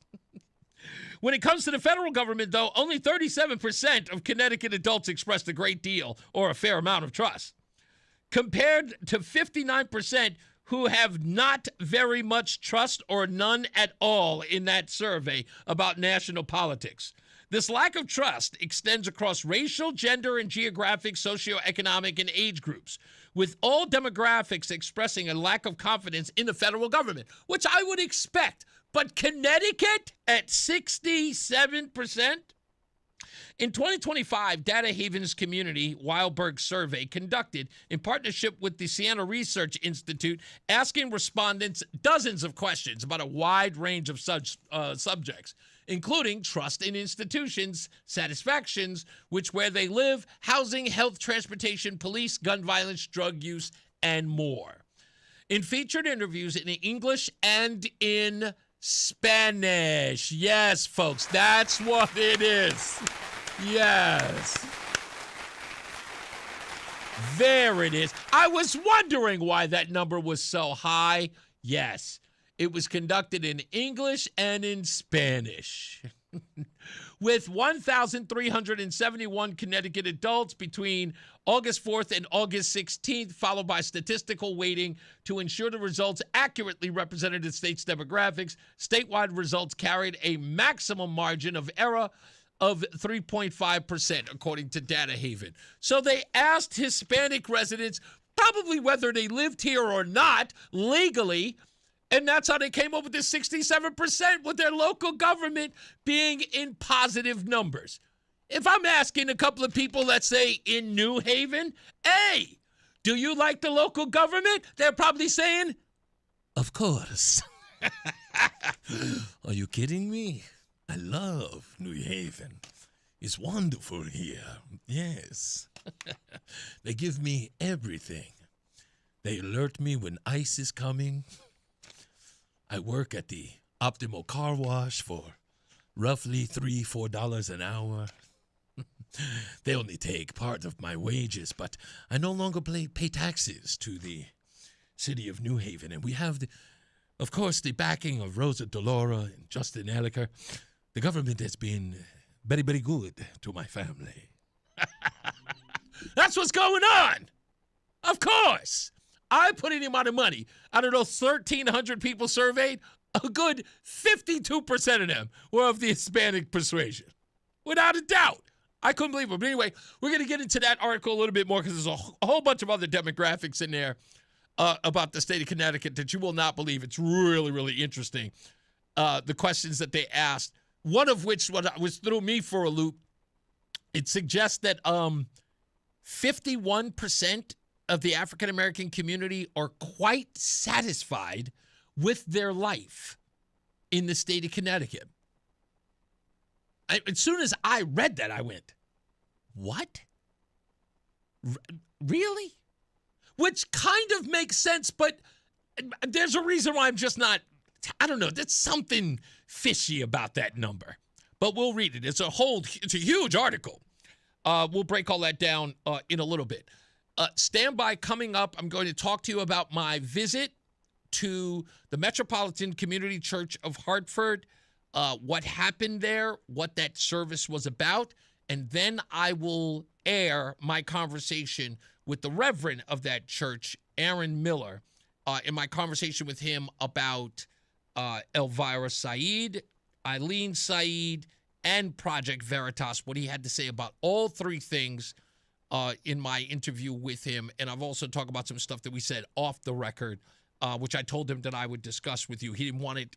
He had no on-the-record comments about certain things, but he and I spoke for about 5 minutes. What you're going to hear is about 2.5 minutes worth of that conversation as it relates to the investigation and the accusations of Elvira Said and, of course, that of Project Veritas. So we'll air that in a little bit, so stand by for that. Also, I'll talk about my visit to Newtown. Went down to the Newtown Library, went to one of the pizzerias in the area to see if I could talk to the owner there, but I keep missing him. But I had a great slice of pizza there. We'll talk about that and what our plans are. Not necessarily, I shouldn't say, we're not going to reveal what we're going to do with Newtown, but we are going to tell everybody, we're going to let Newtown know that help is coming, and we're going to get to the bottom of this with a bunch of people talking about, it's like, we're going to do what we're going to do anyway. We'll see. We'll talk about that as well. Ned writes, that's because we have too many street takeovers in Connecticut. we would have been higher on the list of number one. Oh, safest places. That's probably right, Ned. Who knows? Carmela says, I called BS on the safest place to live top 10. Carmela, you and I are in the same wheelhouse here. There's no way that we got beat by Illinois and New York. Just no way. Geographically, that makes no sense. I mean, people live there? What do we got, like 3.7 million people? You're going to tell me that New York, with New York City alone, 8.5 million people live there? Those folks are safer? Are you kidding me? You can get chlamydia on the train. That place isn't safe. There's nothing safe about that place at all. It's just insanity. Anyway, we'll come back for that. Stand by. More news, more views, and, of course, your phone calls if you wish to chime in. 860-522-WTIC, 860-522-9842. That is 9842. Also go to ReeseOnTheRadio.com for much, much more. My new Substack is there as well. We'll talk about that as well. It's Reese on the Radio on WTIC News Talk 1080. Comcast Business can help turn your small business into a connected, secure, modern business. It's how retailers become constantly connecting must-visit shops. How restaurants become reliably up and running neighborhood favorites. How healthcare offices become the data-protecting caregivers that we all depend on. And how wealth management firms become cyber-securing guardians of your information. With reliable connectivity, enhanced cybersecurity, and Wi-Fi backup, your business can stay connected and get threat-ready with Comcast Business, powering possibilities. Get started with our reliable business internet. Plus, stay connected when you add Wi-Fi backup for just $35 a month. And ask about a $500 prepaid card on a qualifying gig bundle. Call today. Restrictions apply. Wireless Connect requires business internet for additional monthly charge. Taxes and other fees extra. Prepaid card offer ends 11/16/25. More than a few of our patients have talked to me about their first time, but it's not the first time you're probably thinking about. It's the first time that erectile dysfunction ruined the moment. This is Dale for Northeast Men's Health. And if you're over 50, it's likely that you've had that first time yourself. But the good news is that if you're like most men, that first time can be the last time that ED impacts your sex life. At Northeast Men's Health, we're experts in treating ED. We've treated tens of thousands of men using protocols with success rates well over 90%. And those treatments, in most cases, have made sex great again for both them and their partners. You could even find that you're performing like you haven't in years. So if ED has been affecting your intimacy, it's time to make the last time that happens the last time that happens. For just $99, you'll receive blood work, a medical consult, and if medically advised, a test dose. And if that test dose doesn't work in the office, your visit is free. Call 800-930-5956. That's 800-930-5956. Or go to northeastmenshealth.com. We have 6 offices across the Northeast to serve you. Northeast Men's Health, a Promenic restorative health practice. You're listening to Leaf Filter Radio, and the guru of gutter protection himself, Chris Cunahan, is here to take your most pressing leaf-related questions and bring you a special Black Friday offer. Hey, everybody, Chris here. I understand we have Ron on the line. Ron, where are you calling from? Uh-oh. Ron, are you calling from a ladder? Well, I was. I wanted to ask Chris what I need to do to get my gutters ready to have leaf filter installed. Oh, Ron, you don't have to do anything. A Leaf Filter Trusted Pro will come out and clean out your gutters, realign and seal your gutters, and install Leaf Filter, America's #1 gutter protection system. So I didn't need to get on this ladder? Ron, Leaf Filter Trusted Pros are in your neighborhood and ready to help. Just visit leaffilter.com/deal to schedule your free gutter inspection and get up to 30% off. Thank goodness. What was that site? That's leaffilter.com/deal. And now, as a special Black Friday offer, you can get a free gutter inspection, plus up to 35% off. This is our best offer of the season. Unlock it now at leaffilter.com/deal. See representative for warranty details. Columbia Dental has great care close to home. Our state-of-the-art network connects all 12 Connecticut locations, making appointments easy. Plus, our Waterbury office now offers a prosthodontist for specialized care. Schedule your appointment today, 860-645-0111. And now, a WTIC news update. 3:30, 41 degrees, partly sunny skies in Hartford. I'm John Silva. WTIC 1080 News. It remains breezy with limited sunshine today. Forecast details coming up. Man's under arrest after being charged in the stabbing death of his father on Friday in Farmington. 31-year-old Joshua Papalarchik of Avon is facing charges. Police say his 62-year-old father, David Papalarchik, died from multiple stab wounds.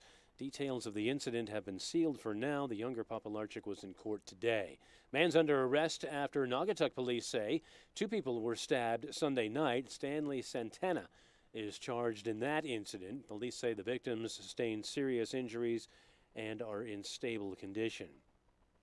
Federal judge says the Justice Department engaged in a, quote, disturbing pattern of profound investigative missteps when it secured an indictment against former FBI Director James Comey. Those problems, according to a magistrate judge, include fundamental misstatements of the law by a prosecutor to a grand jury that indicted Comey in September, the use of potentially privileged communications in the investigation, and unexplained irregularities in the transcript of the grand jury proceedings. FAA ending all restrictions on commercial flights imposed due to the strain that was on the air traffic controllers who were working without pay during the recently ended government shutdown. President Trump now calling for the Epstein files to be made public after a public spat with former ally Republican Georgia Congresswoman Marjorie Taylor Greene, calling for the release as well. Eversource says it'll cost customers more to keep warm this winter. The utility says the winter supply rate is expected to increase by 13% when compared to last year. It says standard service rate usually goes up this time of year due to regional supply constraints and market volatility. Price per kilowatt hour expected to go up to 12.64 cents. Last year it was 11.19 cents. Now the forecast. The remainder of this afternoon, breezy with increasing amounts of sunshine and a high of 40. Turning clear tonight, low 32. Then breezy tomorrow morning, otherwise partly sunny and a high 47.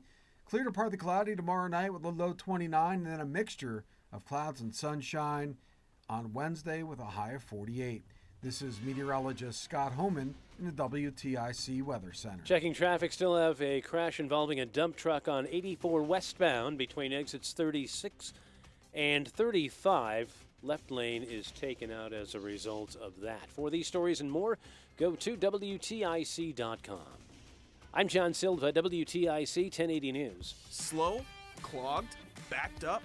Don't worry. ALO Home Services has you covered. For only $93, our technician will clear any drain in your home. And if it can't be cleared, it's free. Call for details. License number HIC 628926, P10277688, S10413487, D10401465, S3308699. SM3004646, E1185643. What's up, world? It's Von Miller, Super Bowl MVP, chicken farmer, and now host of Free Range. This is a show where I go off the field and off the script. We're talking what's hot in music, film, trending news, and everything blowing up your feed. If you love football, you'll feel at home. But if you're here for the vibes, the internet deep dives, the conversation, this is your podcast. Join me every Wednesday. Follow and listen to Free Range with me, Von Miller, everywhere you get your podcast. Comcast Business can help turn your small business into a connected, secure, modern business. It's how retailers become constantly connecting must-visit shops. How restaurants become reliably up and running neighborhood favorites. How healthcare offices become the data-protecting caregivers that we all depend on. And how wealth management firms become cyber-securing guardians of your information. With reliable connectivity, enhanced cybersecurity, and Wi-Fi backup, your business can stay connected and get threat-ready with Comcast Business, powering possibilities. Get started with our reliable business internet. Plus, stay connected when you add Wi-Fi backup for just $35 a month. And ask about a $500 prepaid card on a qualifying gig bundle. Call today. Restrictions apply. Wireless Connect requires business internet for additional monthly charge. Taxes and other fees extra. Prepaid card offer ends 11/16/25. At Audion Hearing, our mission is simple: to make better hearing affordable for everyone. This Black Friday, enjoy exclusive savings on our high-quality rechargeable hearing aids. Clear, comfortable, and ready to use right out of the box. And here's a study worth hearing. Research shows that wearing hearing aids can reduce your risk of dementia by up to 61%. Join over 1 million happy customers and shop Black Friday deals before they're gone at audionhearing.com. That's AUDIEN hearing.com. Wesley Financial Group is not a law firm, and Chuck McDowell, definitely not an attorney. This is Chuck. Do you feel stupid for buying a timeshare? Don't. It's not your fault. You were most likely told you could rent it, and it was a great financial investment. And the deal was available today only. If this happened to you, contact your resort or Wesley Financial Group for help today. Call Wesley now for your free exit information kit. 800-242-3131. 800-242-3131. The hour that packs a punch. It's Reese on the Radio on WTIC News Talk 1080. All right, folks. So here we are. It's Sunday. I had planned on it. I told a lot of people that this weekend we were going to do something that we didn't want anybody to know about. There were certain people who did know. They kept it under wraps. Many of them called me afterwards and said, yo, what are you doing on Sunday? I was like, I'm doing this. They were like, oh, do you think you're going to get in? I said, yep, without a doubt.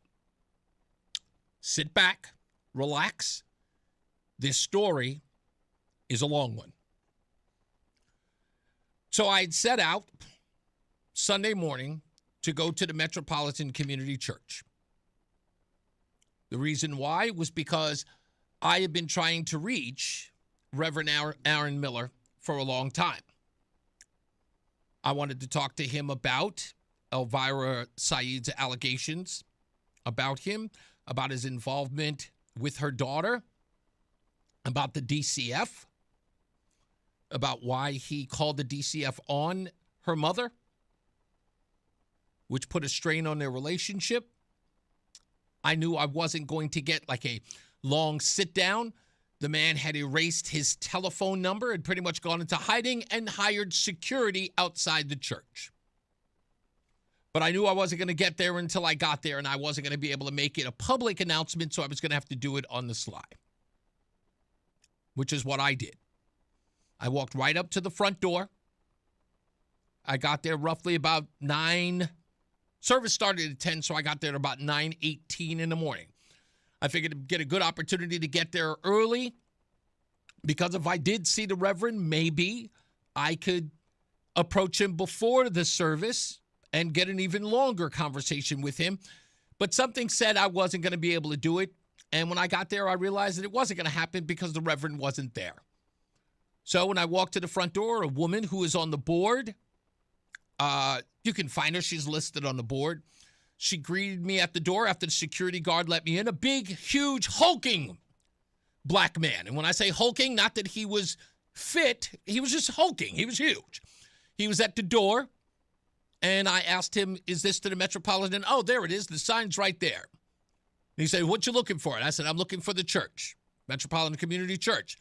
And he said, okay. And he opens up the door for me, and he starts talking to someone inside. First, immediately I asked, what, is this a secret church? So like a secret handshake or something? I said it sarcastically. He was like, no. He said, it's not a secret church. And I was like, okay. Just trying to figure out what's all the, weird hand signal stuff, but whatever. He opened up the door. I get down to the bottom. I speak to one of the board members. Hi, who are you? I'm Reese. Where'd you hear about us? I know a lot about you folks. I figured I'd come and attend the service. The bodyguard or whatever it is, the security guard stood at the door, waited until I had a communication. Finally, she notioned up to him. He's okay. All right. Closed the door. And then I walked in. I got a robust history about the church, about their organization, why they were there. I even got a gift bag. Hi, we give this to the newcomers and people who are here at the church. It's not a lot. It's like, it's not going to be any, ear pods or anything like that in it. But, it's just sort of explaining the church. But we give it to all our first-time attendees. Thank you so much. Had a couple of lifesavers in them. I didn't take any of them. I left them in the bag. But I did take some paperwork that was in there, which pretty much expresses who they are and what they talk about. Got a rich history about the church upstairs. This operated in the basement. They had been there for quite some time. The board member explained to me how they were losing members of the church. They were losing them rapidly. I thought that was odd. I immediately went to the stories that we covered here. Are they losing folks in a transgender church because some people are rejecting the idea that they are transgender? No, she said, before I could even get the question out. The reason why they are losing members is because most of them are elderly, which I can report to you folks is over 65% of the church attendance are elderly folks. There were 4 young people whom I considered young, anybody 30 and under who attended that service. Everyone else was older. Many of them men, older. So before the service began, I got a rich history about the building that they were underneath. The cult family which owned it told me the stories about the portrait that's upstairs and the renovations and how they've been doing what they've been doing downstairs for the longest. Anyway, finally, the Reverend showed up, recognized him immediately, talked to people, communicating, trying to get the Zoom situation set up. But I only had a couple of minutes, but made a beeline to me because I was sitting alone on one side of the pews and walked up to me and shook my hand. Hi, who are you? I'm Reese, I said. Hi, I'm Aaron, he said, shook his hand. And then he went to go do whatever, and then another minute later, we were on with the program. Anyway, we begin with the program. The program begins. We get all of the, the necessary stuff out of the way, business as usual. We got this thing coming up, and this is transgender awareness, that, and transgender awareness, this. We're doing all of that stuff. Okay, fine. I'm sitting there. I'm just observing. Figured I'd be quiet. When they say pray, I put my head down. When they said sing along, I did not sing along. They played a lot of videos. Zoomers were Zooming. And as we were going on, there was a lot of discussion about belonging. That was the constant refrain. Belonging. We belong. You belong.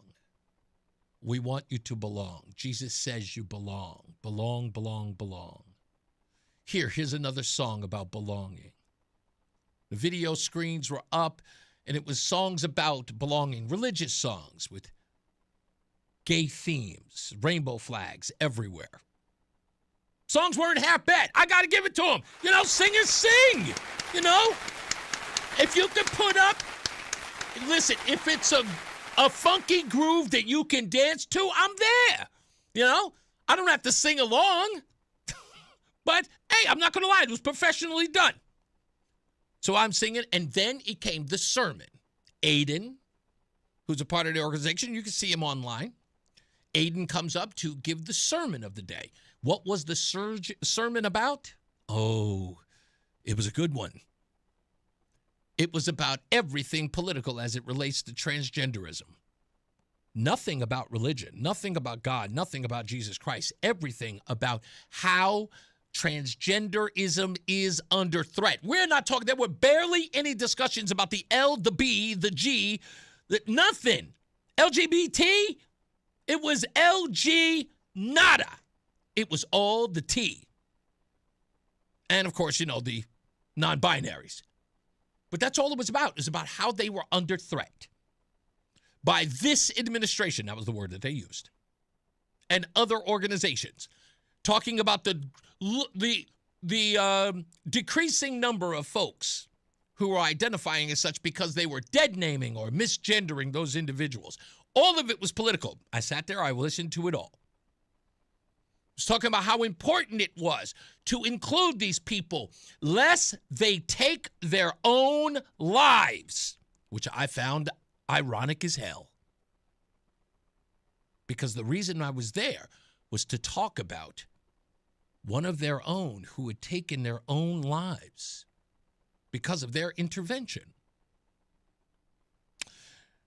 They went on and Sure enough, the Zoom callers who were calling from all over the place, I believe some of them in Florida or a majority of them in Florida, came in and they were doing the prayer, Lord, hear our prayer, Lord, hear our prayer. It was a lot of personal stuff, I'm, not feeling well. My boyfriend's not feeling well. My mom's not feeling well. Lord, hear our prayer. They went through all of that. A lot of stuff that I've dealt with in the Catholic Church, where everybody's sending out prayers. It's like a shout-out thing. It's like, we'd like to shout out to Miss Martha, and who's going to the hospital next week. Lord, hear our prayer. Stuff like that. Anyway, when it was all over, we had one last song. That song was fantastic. The last song, You Belong, it was the best song I've heard from the transgender queer community ever. It was really good. I was listening to it. I was just going, okay, as an objective journalist, it's not a bad song. And then it was finally over. It was about to be, it was finally over. I thought it was. But then I saw something on the program I didn't think that I was going to see. And I know that I can read. And I kept reading and I'm going, they're not really going to do this, are they? And sure enough, they did. They held Holy Communion. Reverend Aaron Miller sat there with a bread, looks like a brioche, I think that's what they call it. And he stood there, and he broke it up in his hands. Now, I'm not going to lie. This time when I watched that happen, there was only one thing that ran through my mind. He didn't wash his hands. Just saying. When you're handling food and you're going to give it to people to put in their mouth, perhaps your hands should be clean. But I didn't see him wash his hands. But anyway, he did it. He broke it all up. People got up. Most of the congregation got up. I would say about a good 25 people were there, maybe even more, but it looks like 25. All stood up. They took the Holy Communion. Couldn't believe it. Wow, they did the Holy Communion. Took the bread, put it in the grape juice. Everybody ate it. All right. I guess they think they're serious here. All right, that's fine. They did their whole bit, and then the piece de resistance. When it was finally over, peace be with you. And when it was all over, I stood up, and Aaron Miller saw the 6'3" African-American, tallest man in the building, and made a beeline for me. He couldn't wait to talk to me. And this is what happened. Trying to see if I can get you on the record. I know you guys have gotten some harassment behind the Elvira Said situation, and we understand that. I understand your reticence to communicate with anyone about that. I mean, she's essentially blaming you for the passing of her daughter. So I want to know if I can get you on the record, at least to come on the air and talk about it, or talk about it with me here, if you'd like to give a statement. The only thing that I want to say is that my heart goes out to the mother who is grieving clearly and wants to be angry at me for what her son did as far as his life. So to me, I just pray for her and for her healing and for her grieving. And as far as everything else, it was very unfortunate because it was illegally obtained information about me. You know, all I do is love her. This is a church of love. And anything that's happened against me is really unfortunate. You know, I'm going to continue to love, though, and I'm not making statements to hurt anybody else or even going on the record because, to be honest with you, I feel very badly for her that she is grieving at this level and doesn't know how to process that except through targeted attacks. So I'm just going to love her like I love you and everybody else and just do my thing. Well, last question, as it related to the DCF call. Yes. Do you regret that in any way, or do you think that that was I'm a mandated reporter, period. There was abuse that I had to report as a mandated reporter. And what was the reporting of, do you remember? What? What were you reporting? You said as a mandated reporter, there was abuse? Yes. Of psychological, physical, or? I don't want to go into details. Understood. I'm a mandated reporter. I did what I'm required by law to do. Nothing more and nothing less. Okay. Any words on the Project Veritas report? No, to be honest with you, they ought to have a moment of reflection of the harm that they're doing out in this world. Okay. While all of us are trying to stay alive and to love each other and help those most vulnerable.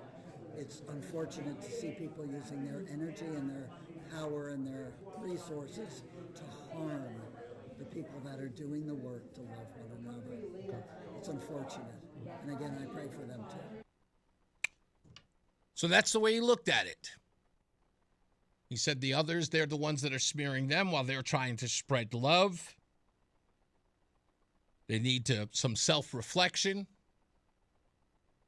That's what he had to say. I'll tell you some more about this as that conversation, because that was pretty much how it ended. But I'll tell you a little bit more about the other 2 minutes of that conversation when we return. So stand by. More news, more views, and your phone calls at 860-522-WTIC on Reese on the Radio. Time now for today's Spotlight on Tech. Smart ring maker Oura has shifted its image from focusing on performance tracking to women's health, with the Finnish company saying that young women make up its fastest growing user group, and they're focused on sleep, mental balance, and cycle tracking. Oura is now adding fertility and perimenopause features, and the Oura Ring 4 ceramic allows users to track up to 50 biomarkers, followed up with AI suggestions. I'm Jason Brooks. Are you tired of online threats? Then get an antivirus. It's the only online protection you will ever need. Disclaimer, an antivirus is just half protection online. It will not protect you from snoopers or encrypt your online traffic. So this Black Friday, get better online protection with NordVPN. NordVPN will encrypt your traffic, protect you from malware and phishing, and stop annoying ads. Get the NordVPN Black Friday deal with 73% off and enjoy 3 extra months. Texting enrolls you in a recurring automated marketing text messages. Consent not required to purchase. Message and data rates may apply.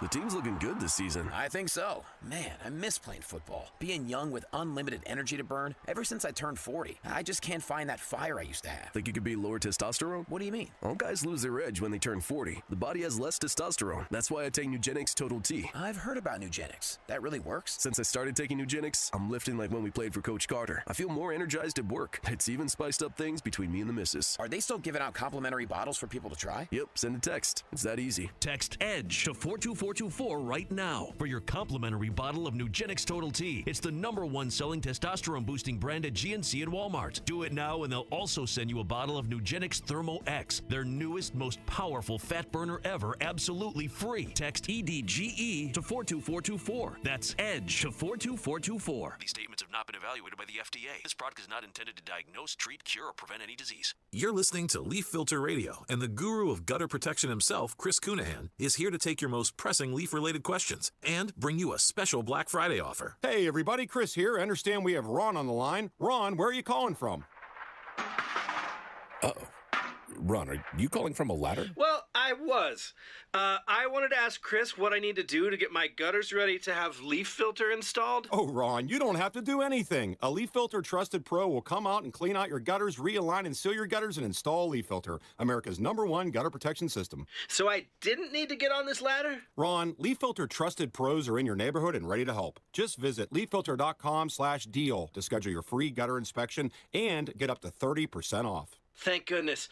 What was that site? That's leaffilter.com/deal. And now, as a special Black Friday offer, you can get a free gutter inspection, plus up to 35% off. This is our best offer of the season. Unlock it now at leaffilter.com/deal. See representative for warranty details. It's Reese on the Radio. And don't say we didn't warn you on NewsTalk 1080 WTIC. All right, we're back. You know, getting inside of this location was easier than I thought it was. Because I really thought that I was going to have to deal with, like, police and all that other stuff. But this lughead that was sitting at the front door was actually interesting. If you're just joining us, we're talking about me getting inside the Metropolitan Community Church of Hartford.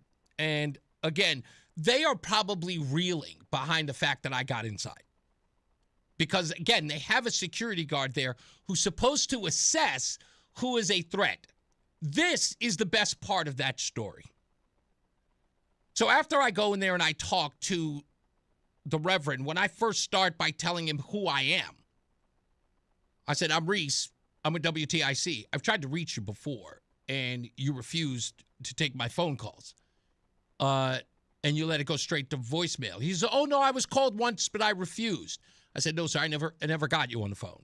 You immediately erased all of your information, and you went into hiding. You went dark. You closed down the church for weeks before I could ever get a hold of you. I had to wait this long so I could get down here before I got into town so I could be inside your church so that I could speak with you. This is the only way I could. And he asked me immediately while I was talking to him if you would like to go on a record. And he asked me, are you recording? And I said, yes, I am. And he said, you should have told me that. I said, no, I'm telling you now. You asked me, am I recording you? Yes, I am. And I want to know whether or not you want to go on the record.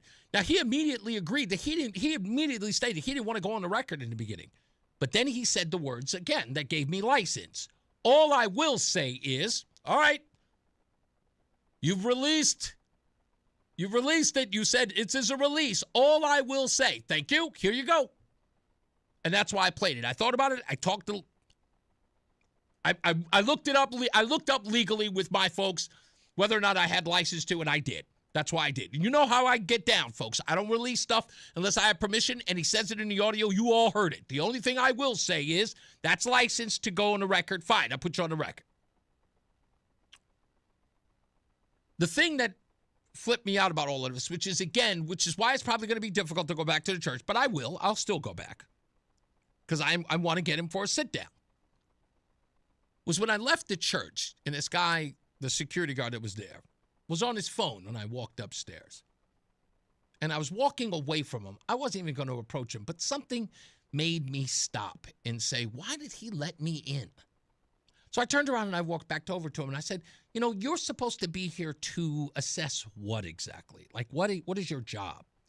And he says, I'm just making sure that, nobody's coming in here, with any BS.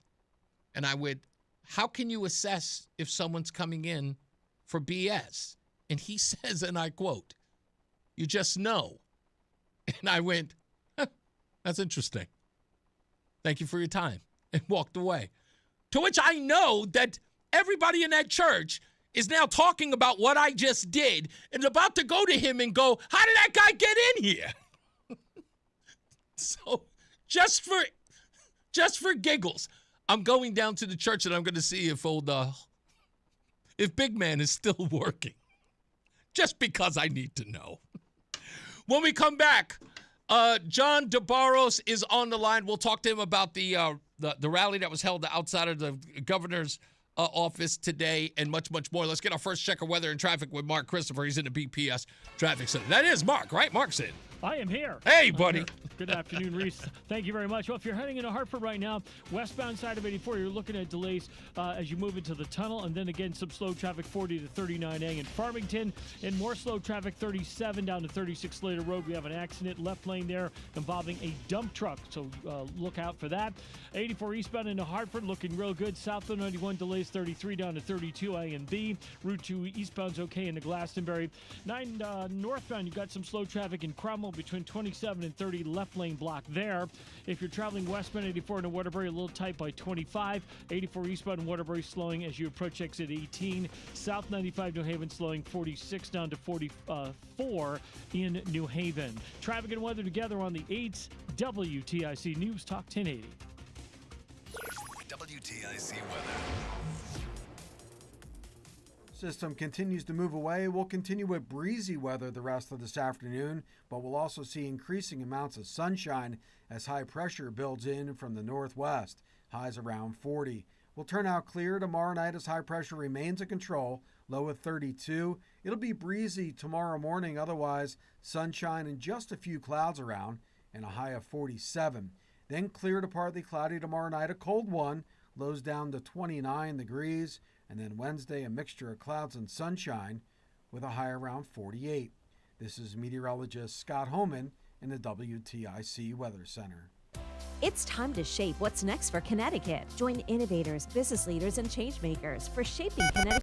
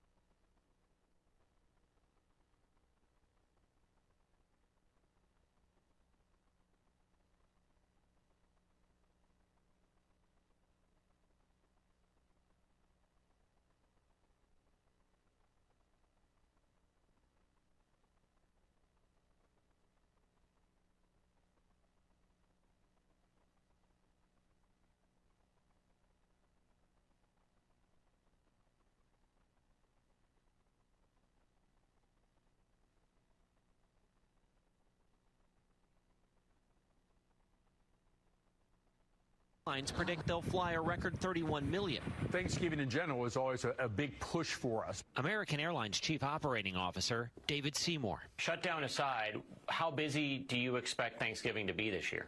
We're expecting Thanksgiving to be like any other Thanksgiving, to be very full aircraft. The vast majority will drive. AAA expects more than 73 million will hit the road, but that number could be higher if some chose not to fly.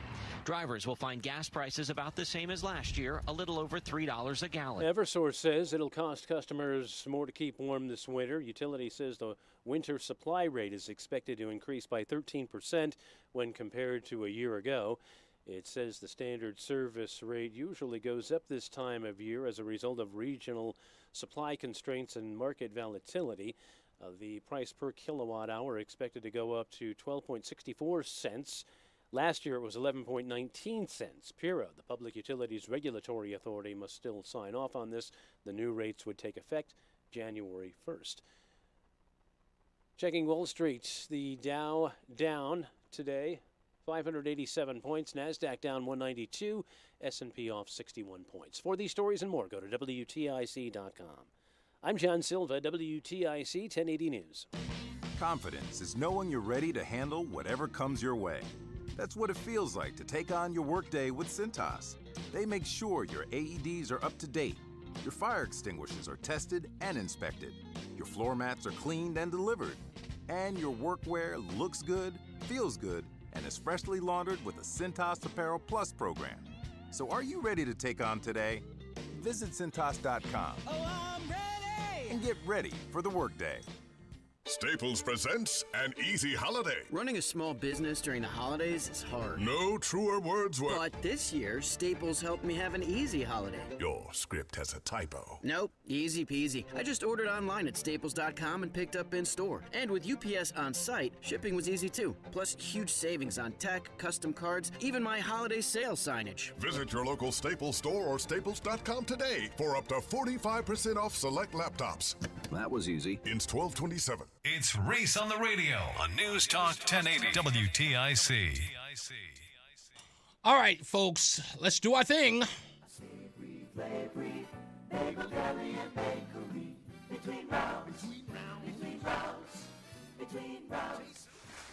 By the way, is that coming in muffled? Yeah, it's weird. I'm just hearing that. I'm just going, why is that coming in so muffled? Was it loud enough, though? It is loud enough. Okay, good enough. Anyway, as we always do at this time, we announce the winner of the Between Rounds dozen bagels a month for 6 months, courtesy of Between Rounds, the Bagel Bakery and Sandwich Cafe, located in South Windsor, Vernon, and Manchester. Which, by the way, I have to get out to the Manchester location soon.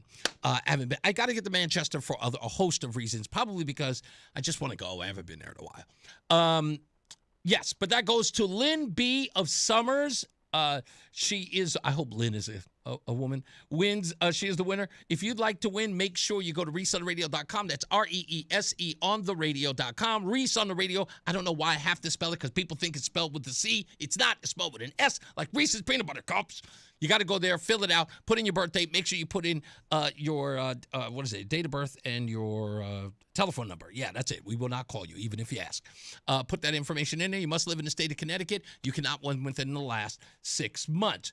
Jonathan DeBarros is going to be on the show in a minute. We'll talk to him for a little bit about the rally that was held outside the governor's office about the new bill that is forcing neighborhoods to take in new housing or to build new housing. To be honest with you, I know people are protesting it, but trust me, I don't think there's anything that's coming of this. As much as that bill's going to pass, I don't think anything's going to come of it, but we'll talk about that rally as it took place today. Also, be sure to check out my Substack this week. It is about the Connecticut press. It's called What? No Follow-Up. Read it, please. Subscribe to it. You got to go to ReeseOnTheRadio.com or just go to Substack and look up Reese on the Radio so that you can get that article.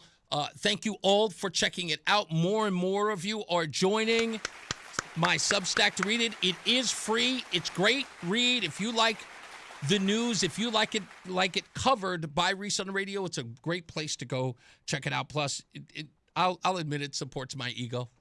It does. That you like it, it does. I love writing it for you. It means the world to me. So check that out. Go to ReeseOnTheRadio.com, find the Substack, and subscribe so you can do that.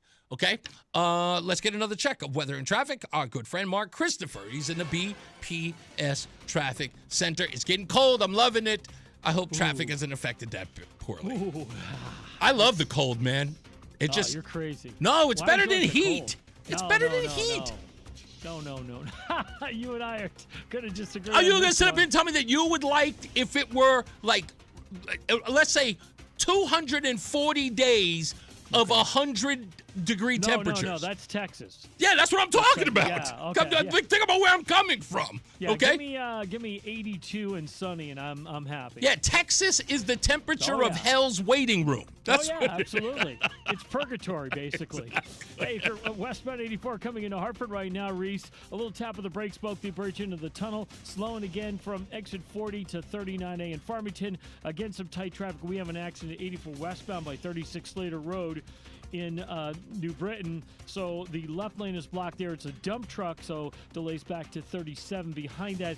And if you are traveling on the westbound side of 84 into Waterbury, just a little slow as you move up on exit 25. 84 eastbound Waterbury slowing 17 to 18. South 95 New Haven a little tight from exit 46 down to 44 New Haven. We've got some road work 9 northbound this afternoon down in Cromwell. It was between exit 27 and 30. Look for the left lane to be out and a little bit of a delay there. Traffic and weather together on the 8th. WTIC News Talk 1080. WTIC weather. This afternoon, clouds giving way to some sun. It'll be windy, it's cool, and a high of 41. Then tonight, turning out clear with a low of 31 degrees. Breezy tomorrow morning. Otherwise, partly sunny and a high up to 47. Mainly clear tomorrow night, low 29. Then a mixture of clouds and sunshine on Wednesday with a high of 48. Right now, it's 42 in Middletown, 41 in Bristol, and 38 in Hartford. This is meteorologist Scott Homan in the WTIC Weather Center. Looking to retire with confidence? Get the answers you need. Tune in to Wall Street Sweeper with Russ Hackman. Sunday mornings at 9:30 on NewsTalk WTIC AM. Strategies, insights, and smart retirement talk. Don't miss it. You've tried it all. Bad diets, tiny portions, expensive injections. At Awaken 180, our medication-free program teaches you how to eat for your body. Plenty of food, sustainable results, and lifetime support. Visit awaken180weightloss.com today. UConn's Silas Demery Jr. knows what it takes to win on offense and defense. Winning isn't luck. It's hustle, discipline, and showing up every day. That mindset drives BPS lawyers too, fighting for clients in personal injury, family law, litigation, and more. I'm Nick Payne-Deris. At BPS Lawyers, we're one full-service firm. All your legal needs, always.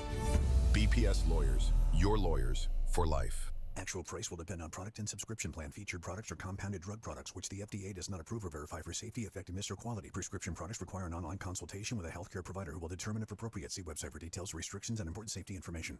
Want a boost in and out of the bedroom? Hims has you covered. Introducing a new 2-in-1 approach to level up your game. Tadalafil for better bedroom performance and zinc for testosterone support. Put it all together and you've got what you need to turn things all the way up. Getting started is simple. Just go to hims.com/joy to start your free online visit. Through Hims, you can access ED treatments including pills, chews, and more. 100% online.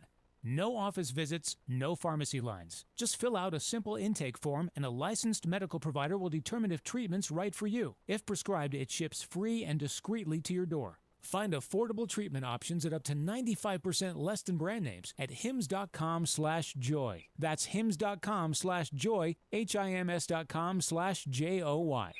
I'm Tom O'Hanlon, and you're listening to Reese on the Radio on WTIC News Talk 1080. You got to play that whenever Roseanne is here. She loves Tom O'Hanlon. She is crazy about him. She loves his voice every time. She even mimics his voice all the time. She's a big fan of his. I get them to meet so he could say it in front of her. She would probably get a big kick out of that.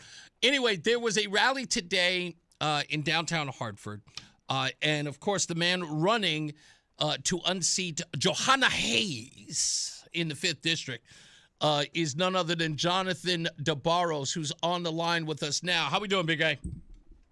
Hey, Reese, how you doing? Thank you for giving me the opportunity to speak. No problem. Now, listen, I got to tell you, okay? First rule first. I know you guys sent out that you guys are doing this rally, and I even got the memo. When I saw the flyer, when you posted it, when you sent it to me today, I went, damn it, I did know about that, but I didn't put it on my schedule. You guys have got to make sure that I am there beforehand so that I can get, I've got to be there ahead of schedule, because I'm telling you, I can get a lot of weight out of what you guys were trying to do. However, you guys you had no intention of getting Lamont to veto it. Although that's something that you want. What was the purpose of today's rally? Well, the purpose of today's rally was really to bring awareness to the general public about what's going on, because so many people, they don't even know. Yeah. I mean, there were parents inside the Capitol building there with their kids for unrelated issues. events. Yeah. And they didn't even know about the bill. So because the first time HB House Bill 8002 was presented to Nell Lamont after it passed through the state Senate, it was vetoed. And right. I believe the reason why it was vetoed was because he didn't want it to affect the local municipal elections. So as soon as the elections is over, same thing with the SNAP benefits. They use the food, the SNAP benefits things as basically a bargaining chip. Yeah. Against the Republican Party, even though we know it was the House, it was the U.S. Senate right. Democrats, Christopher Murphy and Blumenthal, that was blocking the SNAP benefits to the people of the United States government. They were doing the same thing with this House bill. They waited till after the elections. We had over 29 Democrat seats Republican seats got split. Yep. In the state of Connecticut. Mm-hmm. And a lot of it had to do with low voter turnout. Yep. For Republicans. Yep. Because Republicans got too complacent, got too comfortable. And I believe that if House Bill 8002 was passed prior to the election, it would have motivated a larger Republican turnout. Very much so. And one of the things that I'm fearful, like you said, they're going to sign this into law. Yeah. But the thing is, what they're trying to do is they want to attract more Democrat voters into these small towns. Correct. So that they could basically finish the job, put the dagger in the throat of the GOP here in the state of Connecticut, because the GOP, we haven't been winning any seats on the state side, local, or on the federal level in over 20-something years. Well, let's talk a little bit about that, because I do have to bring up the fact that recently you kind of went to war with a couple of Republicans recently. I talked about it here on the show. I did a whole opening monologue on it about you. Now, I want to be on the record, because I don't know if you listened to it. I know your wife listens to the show now and again, and I know you listen to the show now and again. So I want to make it clear to you what I said during my monologue. And that was, I don't like how you or how they decided to deal with this. And I'm talking about, gosh, why am I forgetting his name? You had a little personal back and forth with him out of Danbury. Why am I forgetting his name? You're talking about not Austin? Austin. Yes, Austin. Thank you. What's Austin's last name? Montero. Montero, right. I know there was a little bit of back and forth between you, the two of you. That I had no issue with. The two guys going through that back and forth on an ideological level, or saying I wouldn't have done it this way. So what? Okay, that's no big deal. I don't care about people talking about how I would have done it. That makes no sense to me. But the war that was going on between you and guys like, was it Rob Sampson that was going on? Like that sort of war of words going back and forth, to the fact that the news media has to get in. I had a lot of issues with that for one reason, and that is the public sort of back and forth between you guys, or you towards them. They eat that up, because this media is not going to look at that story in an objective way. It's out to demonize you, and then when it gets a chance to demonize Sampson. It didn't fare well, and I wouldn't have done that way. But however, I did make this clear, and I still make it clear, that the Republican Party needs you just as much as you need it. And why? Is because you resonate with the groups that they can't. Do you understand that? Because you can reach those folks because you're on the ground level with those people. They don't have to like your tactics, but what they should do is just like they did with Jay Jones in New Jersey, just like they're doing with New Hampshire with this Nazi tattoo guy, just like they're doing with Mamdani. They are finding a way to incorporate him without denouncing him and without accepting him. And to be honest, to be fair, I mean, they called the cops on me. Like I heard. They caught. Yeah, so I that's how it got to how big it got. But since that time, to be fair, Ben Proto actually, my state rep, Joe Huxer, and a member from my community that's on Republican State Central, Danny Gentile, asked me to reach out to Ben Proto, which I did, and he accepted an opportunity to sit down with me face to face. And we both extended the olive branch and shook hands, and he agreed to allow me to do my thing. So, we're moving in the right direction. Well, that's fine. My goal is to unify the party. And as far as with Rob Sampson and Steve Harden is concerned, I don't have an issue with them. Okay, well, that's good. They caught, I mean, we had a little spat, little family feud. But my focus is on Johanna Hayes and flipping this district rag. No doubt. And, okay, now with that, hold on for a second, because you just mentioned somebody that I was going to talk about later. In fact, Mark Waltz is on the line now. We're going to get into that a little bit, but since I got you on the phone, you can contact Ben Proto. You've got his direct line. Please tell me you do. Yes, I do. Okay, I want you to make this abundantly clear to Mr. Proto, okay? All right? Tell Mr. Proto that I would like him to come down to the studio and have a conversation with me, just so we could talk about the Republican Party. Now, this is the way. Now, look, you can find the audio here. I'm going to give you the timestamp. It is about 4:19 in the show. I want you to find that timestamp on this one, and I want you to forward it to him. Mr. Proto, I want to explain this to you. One, please come on the Reese on the Radio program, the #1 afternoon show in Hartford, Connecticut. I think that it's important that you reach a larger audience of the Republican Party in this state, so you can tell them what your plans are for the 2026 election and how you plan on changing around our abysmal performance a couple of weeks ago on Tuesday during Election Day. But if he cannot make it because he has an obligation to other radio programs, for that matter, that's fine. But please work it out, so whatever it's in that relationship, to see if he can then come on this program, because I think that it's important to the Republican Party that he reach an audience larger than 2,000 people. That's all I'm saying. Okay. Hey, and I agree. And let me tell you this to everybody that's listening.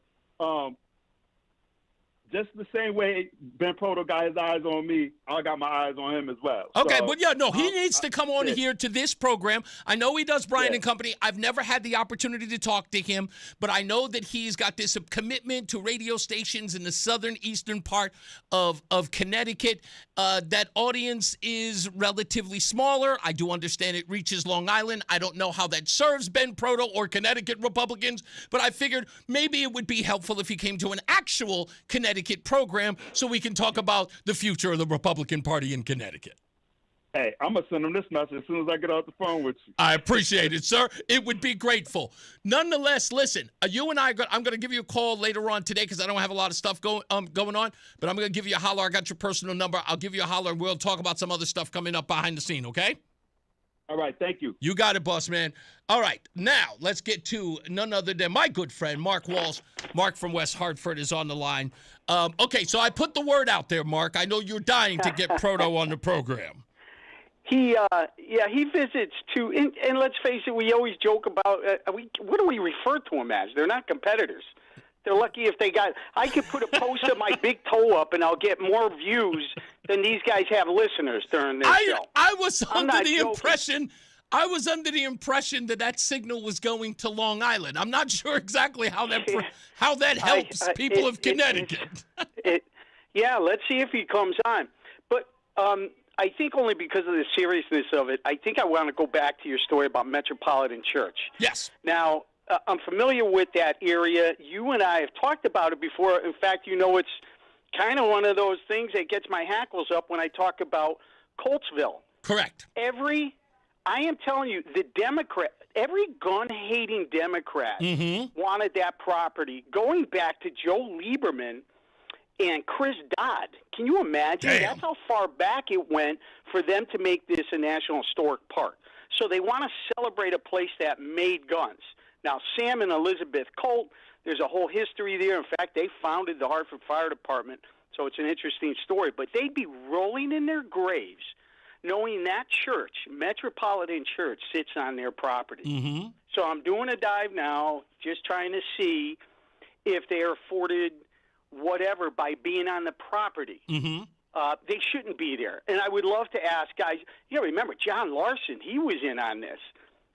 Senator Blumenthal, my favorite is Chris Murphy because he's right on the property. He has an office in the Blue Onion. Correct. I would love to ask any of them, like, how do you feel about Metropolitan Church and the allegations that they're literally helping underage kids transition behind their parents' backs? Correct. Every Democrat has their hands on that property, and the church sits on it. That was one of the discussions I had with the elders. One of the board members of the MCC was expressing the fact that the land that they were on is a national park. And my response to that was like, my head kind of tilted a little bit. I went, yes. And she explained to me, she says, yeah, if you come here some of the days, you'll see the park rangers walking through, giving tours to people in the area. And do we add a to little salt to the wound, Reese, and Yes. tell your listeners who pay taxes, guess who's paying for that? Yeah, exactly. Exactly. I mean, if you probably somewhere along the line that security guard you described, we're probably paying his salary too. That poor guy. No, but I'm sitting there, and as the director is explaining this to me, one of the board members, I should say, she's not a director. The board member is expressing this to me. She's the one giving me the whole cult history, by the way, before she gets to the part about it being a park. And I say to her, I said, the ranger comes through and gives everyone a tour. And then I said to her, wow, you should have that job. You seem to know everything there is to know about this. And she kind of chuckled. She was like, no, I'm retired. I'm never working again. But she then went on to tell me so much more history. And I'm sitting up there listening to all of this, and I'm going, she's telling me that they rented from the church that's there. And then she says the thing. And as I'm listening to all of this, I say to her, I'm in AA, and a lot of what's going on here, you guys talking about the stuff that, the things that are going on in the church you guys are describing, sounds very much like how we rent out churches. And then she says this, Mark, she goes, oh, well, if there's an AA chapter that would love to, utilize the space, we'd be happy to rent it to them. I'm going, but you're renting it. You want to sub-rent the place to AA? Oh my God. I thought it was hilarious. I went, and again, who's looking at this? Nobody really. I mean, if we're not talking about it, nobody else is. Hey, and I'll leave you with this. But, we're always telling people to go on Mark from West Hartford on Twitter. And I played just a little, for those getting, going rounding back to Ben Proto. He might not be an expert on getting new candidates elected or even finding candidates. But one thing I found, I played a soundbite. I didn't realize he's an expert on the cost of what it is for poop to go down a pipe.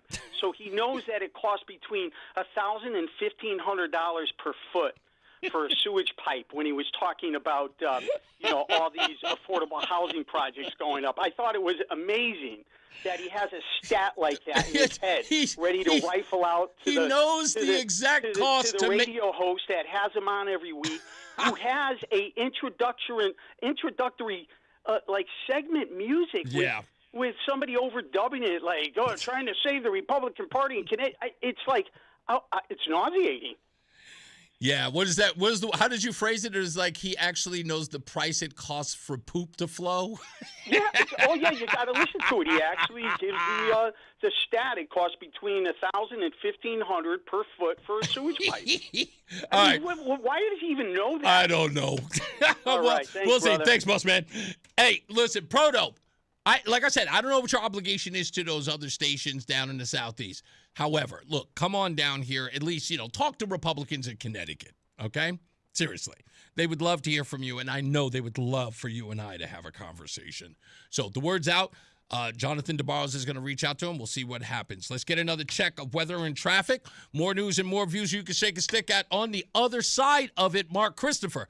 He's in the BPS Traffic Center. Mark. Thank you. Hey, if you're westbound 84, we have a crash in New Britain. It's right before exit 36 Slater Road. It's blocking the left lane, reported as a dump truck accident there. So right now, delays back to 38 Finneman Road. Behind that, westbound 84 in Hartford slowing, approaching the Bulkley Bridge into the tunnel. A little tight again, 40 to 39A. In Farmington, eastbound 84, some tight traffic, 46 Sisson Avenue into the tunnel. 91 southbound, not bad in Hartford, just slowing 33 down to 32A and B. Again, some sluggish traffic approaching 19 in Meriden. Down to exit 18 in the 691 interchange. 9 northbound, look out for some road work in the left lane between exit 27 and 30 in Cromwell on the northbound side of Route 9. Westbound 84 in Waterbury is a little tight, 25 up to exit 23 in Waterbury. 84 eastbound in Waterbury slowing by 18. South 95 New Haven's tight, 46 down to 43 in West Haven. Traffic and weather together on the 8 WTIC News Talk 1080. As that pesky storm system continues to move away, we'll continue with breezy weather the rest of this afternoon, but we'll also see increasing amounts of sunshine as high pressure builds in from the northwest, highs around 40. We'll turn out clear tomorrow night as high pressure remains in control, low of 32. It'll be breezy tomorrow morning, otherwise sunshine and just a few clouds around, and a high of 47. Then clear to partly cloudy tomorrow night, a cold one, lows down to 29 degrees, and then Wednesday, a mixture of clouds and sunshine with a high around 48. This is meteorologist Scott Homan in the WTIC Weather Center. Wisdom teeth giving you trouble? Columbia Dental's expert oral surgeons specialize in comfortable and efficient wisdom tooth removal. Open 7 days a week. Call 860-645-0111 or visit columbiadental.com. This is an important public service announcement for our listeners. Brian and Company is also a podcast. You can find us anytime on Apple Podcasts, Spotify, or wherever you get your podcasts. Catch the full episode, listen by individual hour, or jump straight to the highlights. Just open up your favorite podcast app, search Brian and Company, and hit the follow button so you can get every minute of the show your way and on your time. And now, a WTIC news update. 4:30, 40 degrees, cloudy skies in Hartford. I'm John Silva. WTIC 1080 News. Farmington police say a man's under arrest in connection with the death of his father, Joshua Popolarczyk, charged in the stabbing of 62-year-old David Popolarczyk in his home on Friday. Man's under arrest in Naugatuck after 2 people were stabbed Monday night. Stanley Santana faces assault and other charges. Police say the victims sustained serious injuries and are now in stable condition. Raul Valley was back in court today. He's the man acquitted of murder in the stabbing of a Fairfield prep student 3 years ago. The judge gave Valley another 45 days to find an attorney for his trial on the lesser charges that the jury could not come to an agreement on when they acquitted him of murder last summer. Eversource customers could pay more this winter. The utility says the standard service rate is expected to climb 13% over last year. The price would go from 11.19 cents to 12.64 cents per kilowatt hour. Pura still needs to sign off on that. House is heading toward a vote on a bill to force the Justice Department to release the case files it has collected on the late financier Jeffrey Epstein. Lawmakers are pushing past a months-long effort by President Trump and Republican leaders to stop that effort. Many lawmakers say the Justice Department needs to release its case files on Epstein. And Justin Fields is out as quarterback of the New York Jets. Coach Aaron Glenn says the 2-8 Jets will turn to Tyrod Taylor next weekend, according to The Athletic. The Jets were lit up on Thursday Night Football, 27-14.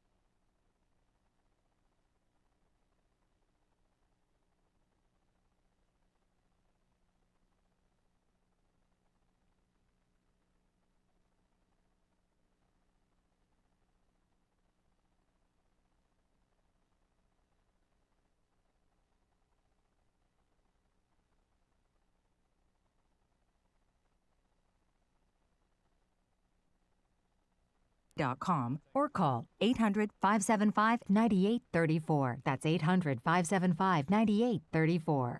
Tax Relief Advocates. Real solutions for real people. Stay locked in. Reese on the Radio is on WTIC News Talk 1080. All right, folks, we are back, and we got plenty of news and plenty of views to get into tomorrow's program. Folks, you do not want to miss tomorrow's program. Let me set this up, okay? Dennis House of WTNH had an exclusive interview with the owner of the Place to Be restaurants in and around the Hartford area. Hartford, West Hartford. You may have seen it. You can go online and go check it out. But tomorrow we will play excerpts from that interview with Dennis House and Gina. I can't pronounce Gina's last name. Now, I've got Gina's telephone number. She and I met a couple of weeks ago at Place to Be in Hartford. In fact, it was a couple of Thursdays ago. We exchanged numbers. I was going to have her on the program to talk about this whole, situation with the bounce checks and the foreclosures and all this other stuff. And then I saw the interview that Dennis House did with her. And I was kind of reeling at some of the questions that were asked. And then I got word that the person who received the fake check, the bounce check from Place to Be, well, he wants to be on the show tomorrow. And I just got off the phone with him. And so he's going to be on the program tomorrow to respond to Dennis House's interview.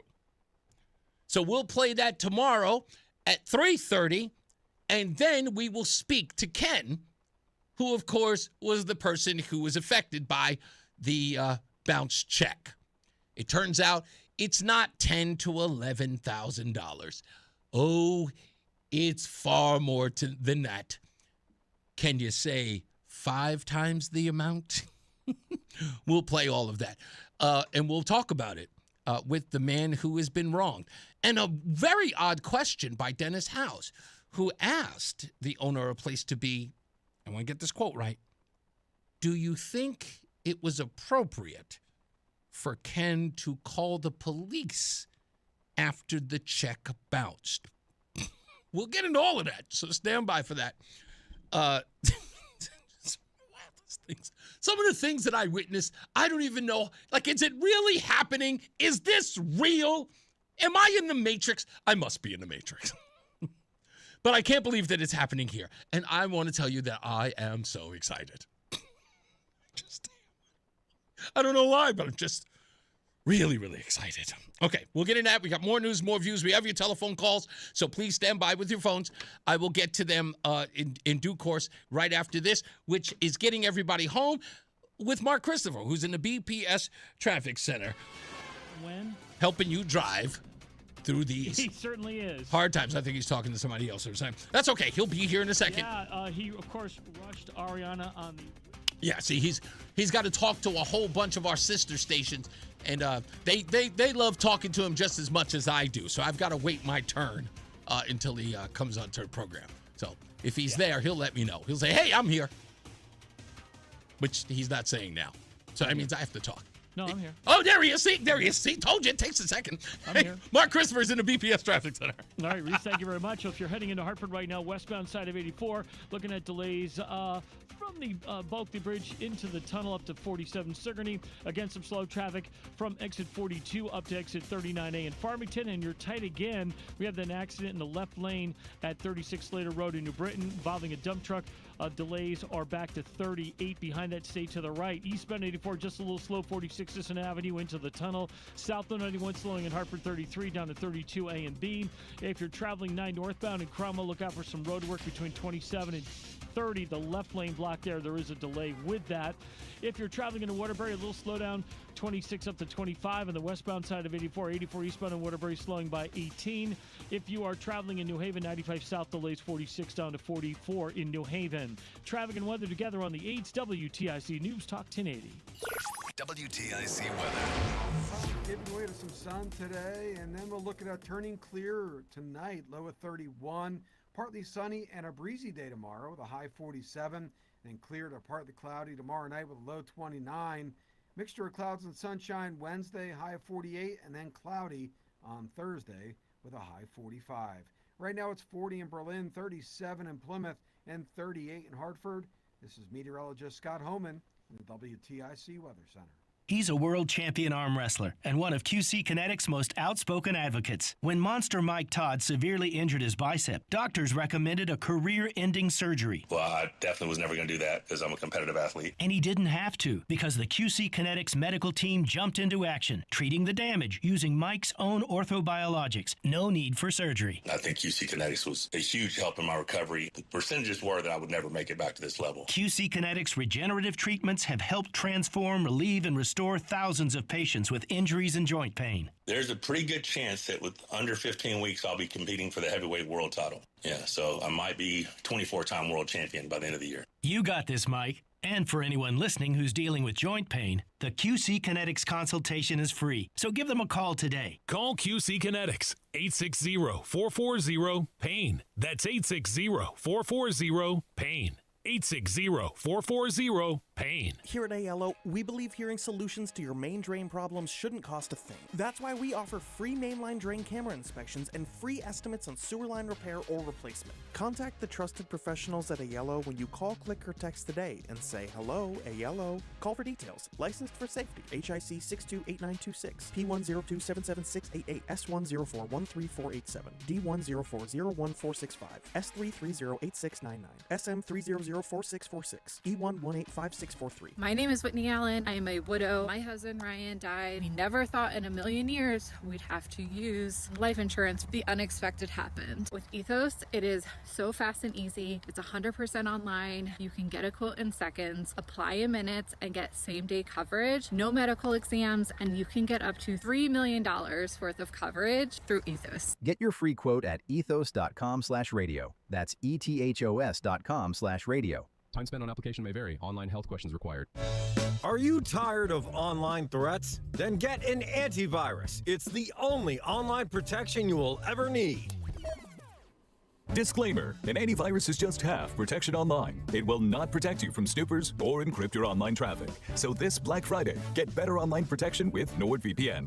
NordVPN will encrypt your traffic, protect you from malware and phishing, and stop annoying ads. Get the NordVPN Black Friday deal with 73% off and enjoy 3 extra months. It's Reese on the radio. And don't say we didn't warn you on NewsTalk 1080 WTIC. Hey, guys, we're back. We'll get to the phone calls in a second. I need to prove another point that I keep saying over and over and over again. This is not your typical radio show. It just isn't. It is nothing like the other. I owe you more than that. Okay? You can get that show anywhere. There are a dime a dozen of the guys who do those programs. I just, with all due respect, I get it. They are bigger names than me. They are. Okay? And you know what? I'll admit, clearly being bigger names than me means that their way of doing radio works. I just refuse. My time comes when my time comes, but I don't care. I'm just going to be my authentic self. Isn't that what the transgenders say? Be true to yourself. I'm just being true to me. So when someone in my chat room, lazy as they are, says this, I make fun of them. Let me start before I make fun of the individual by saying this. I know everything that is said in the news media. Everything. I spend every waking hour knowing who said what and why. It is sent to me, not just by me looking for it. It's sent to me by millions of people who are in this business, inside and outside the newsrooms. I get usually the news about 12 hours before you do. So when somebody writes this, Cicero in the chat room, don't be fooled by Trump's support of releasing the Epstein files. They are going to start investigations on Clinton and other at Donald's request. This will mean that nothing can be released until those investigations are concluded, Cicero says. Cicero saying that in the chat room. He thinks he's brilliant. My response to him was, you're late. We've already heard that talking point. Ladies and gentlemen, where did Cicero get his thoughts? Not on his own. They came from Senator Chris Coons. Still can't believe he has that name. What's the plan in terms of getting the House-passed resolution in front of the Senate? How soon will that happen? How soon will these Republicans get a chance to reverse their votes and try to clean up their act? So this is going to be an interesting week. My gut hunch is that Attorney General Bondi, having just been ordered on social media by the president to open an investigation into a series of high-profile Democrats, will promptly say, oh, no, there's an ongoing investigation. We can't disclose any of this. And the president will back that up. But it's never an original thought by these folks. Like, they actually tell me what they are thinking and where they get it from. It's nothing original. I have to do this all day with these people who think that they're one-upping me. No, I'll tell you what they're really thinking. You didn't think that on your own. You're a parrot. Stop. Just stop. Stop sending me these things that you think that you're like, look what I found, Reese. I got you. Way ahead of you, kid. Way ahead of you. You're never going to stump me. Okay? I'm just telling you, stop doing it. Okay? Come along for the ride like everybody else. It's okay. It's okay. But you're never going to stump me on this one. Okay, do you see why? Okay, Cicero, you got it, right? Chris Coons, you repeated exactly what he said on MS Now. All right? So now, I'd appreciate if you just say, all right, it was an original thought. I'm sorry. It sounded good, so I repeated it. That's okay. It's all right. It's all right. I don't hold it against you. What's going on, Fred? Hey, I have a brief poem. I wrote it within minutes of the prompt. It's called The Reese Guy. Go ahead. I'm sorry. It's the Reese Guy. That's what Matt Lesser called me. Hey, you're the Reese Guy. Yeah, I know who you are. You're the Reese Guy. I know him, yeah. What's my name? Verily screamed the former Cassius Clay, then, now, and forever Muhammad Ali. Well, it's not just the rhetorical questions which get answered, and indeed, eventually, even the BBC addressed him as Mr. Ali. Some are so tough that one name is enough. Cher, Bono, Lizzo, Liberace, his friends call him Lee. Speaking for myself, by the way, it's actually Dr. Fred from Middletown to thee. But about the original subject of this poem, the Reese Guy, or Reese on the Radio, as he likes to be known. Why we, or anybody, is talking about him in the first place is, well, how else can you say it? He seems to have gotten in everyone's face. Mr. Hopkins obviously got the missive that it's time to get aggressive. What's that? Oh, hell no, not by raising his hand, but rather by appropriating a good chunk of the AM radio band. That's band as in bandwidth, with which this word warrior engages and typically enrages anyone upon whom the shoe fits, a.k.a. if it don't apply, let it fly. Damn right. Quote the Reese Guy. Well, I'm going on and on, so I'll close by confessing that I'm actually his harshest critic. I would describe his English language chops as all over the place, at best shoddy. But at the end of the day, he's got class. He's a contender. He's somebody. Thank you. Much appreciated. Poet laureate of the Reese on the Radio program. Thank you. Bye-bye. Have a good one. Lori's in Glastonbury. How are you, Lori? Hi, Reese. I thank you for taking my call. I am irritated with everybody who calls themselves Republican because we're supposed to be the party of America. Heck yeah. And yet we can't get off our ducks to go vote in every single freaking election that they hold when they hold it. Because we, for some reason, lose the plot. We lose the plot. And it just irritates me to no end. And so I am officially dressing down every single person who claims to call themselves a Republican, but yet can't seem to get off the couch to go do the one thing. They have one job that millions of people have died for to ensure that they can do. So you know what? You're dead to me. Stop calling yourself a Republican, because you make people like me who actually do my job look bad. So I'm just irritated. I wanted to dress everybody down. Thank you for letting me have my moment. Not a problem at all, Lori. Good job. There's a lot of that I agree with. I couldn't tell you one reason why people don't get off their hump and get out to the polls when it matters. Some of the stuff, it has to do with the Puritan of the Republican Party. People who have sort of become disengaged in a way that they've become like, I don't want to talk about politics today. I don't want to have to deal with, why is it always about politics every day? Let me take a moment here. To those of you who listen to the program, not for politics, sometimes listen for fun, because I can be, as Fred articulated, all over the place. Let me put it this way. The framers understood that we could have one of two things as a society. We could have mob rule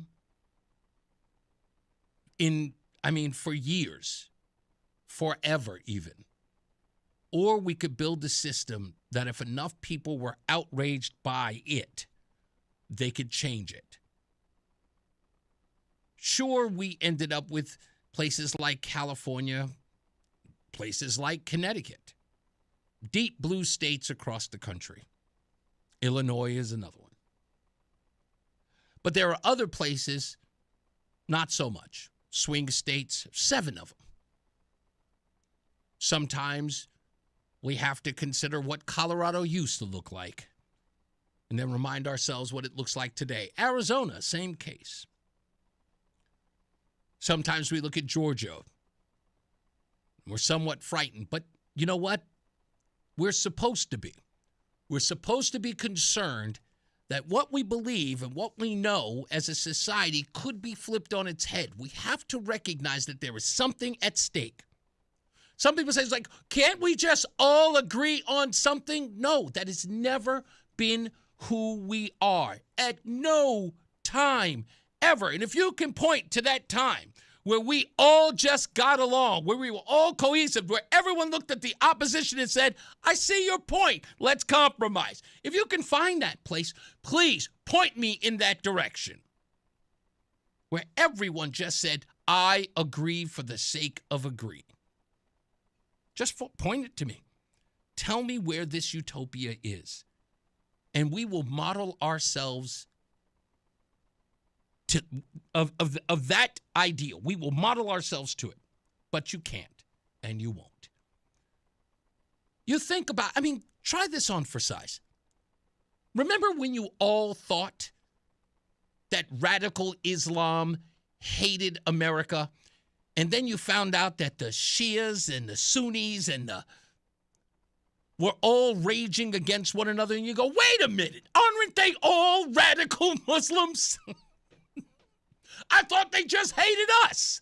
And then when you learned that they actually hate each other, you went, that doesn't make sense. Or the time when you realized that legal citizens from Guatemala hated illegal ones from Guatemala. And you looked back and you went, wait a minute, that doesn't make any sense. When I found out that folks from El Salvador who were in Virginia legally looked down on people from El Salvador who were here illegally and considered them less than if they found out they were without papers, like they were shunned from groups. And conversation looked down upon. They're from the same damn region. They could be from the same neighborhood. One being legal, the other one being illegal, and they would look at the other one and go, "Huh, I look down on you. Disgusting. Get your papers."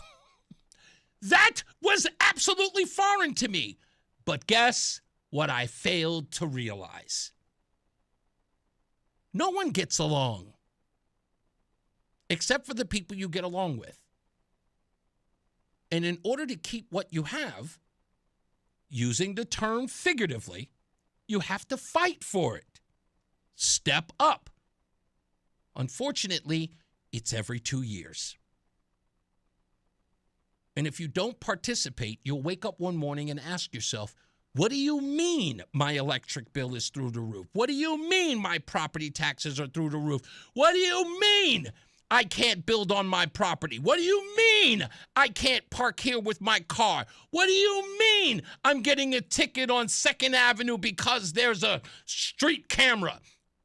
Well, you said you didn't want to get involved.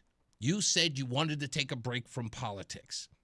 Well, the moment that you take a break is the moment that politics, and in many cases the government, will take advantage of you. They're sitting idly by going, hey, we notice that they're not showing up, and they probably won't show up again. What an opportunity. As I was listening today from Orwell, I can't remember which book it was, but no one ever cedes power when they get it. That's what power is all about. So if you don't want to fight, and you want to give that power away to your neighbor who's doing it because they want their folks to have power because they could probably afford the taxes you're going to pay eventually. Somebody else who lives next door to you can absorb the taxes and the rates and the fees and the garbage that their party is going to inflict on them. They don't care about you. You have to care about yourself. When you keep thinking, nah, not everybody is going to stand for this, I don't have to participate, well, that's where you're wrong. Your participation is needed. And if you don't fight for what you believe in, who do you think's going to do it for you? Your entire life, you've probably fought for everything you ever had to work for. Why stop on this? Like, why? What's it to you? You'll lose a lot of things if you don't. You just don't see it yet. But as I like to tell folks, you're going to wake up one day and you won't recognize your neighborhood. You won't recognize the politics in and around your state, and you'll wonder what happened. And I'll tell you what happened. You didn't. You didn't happen.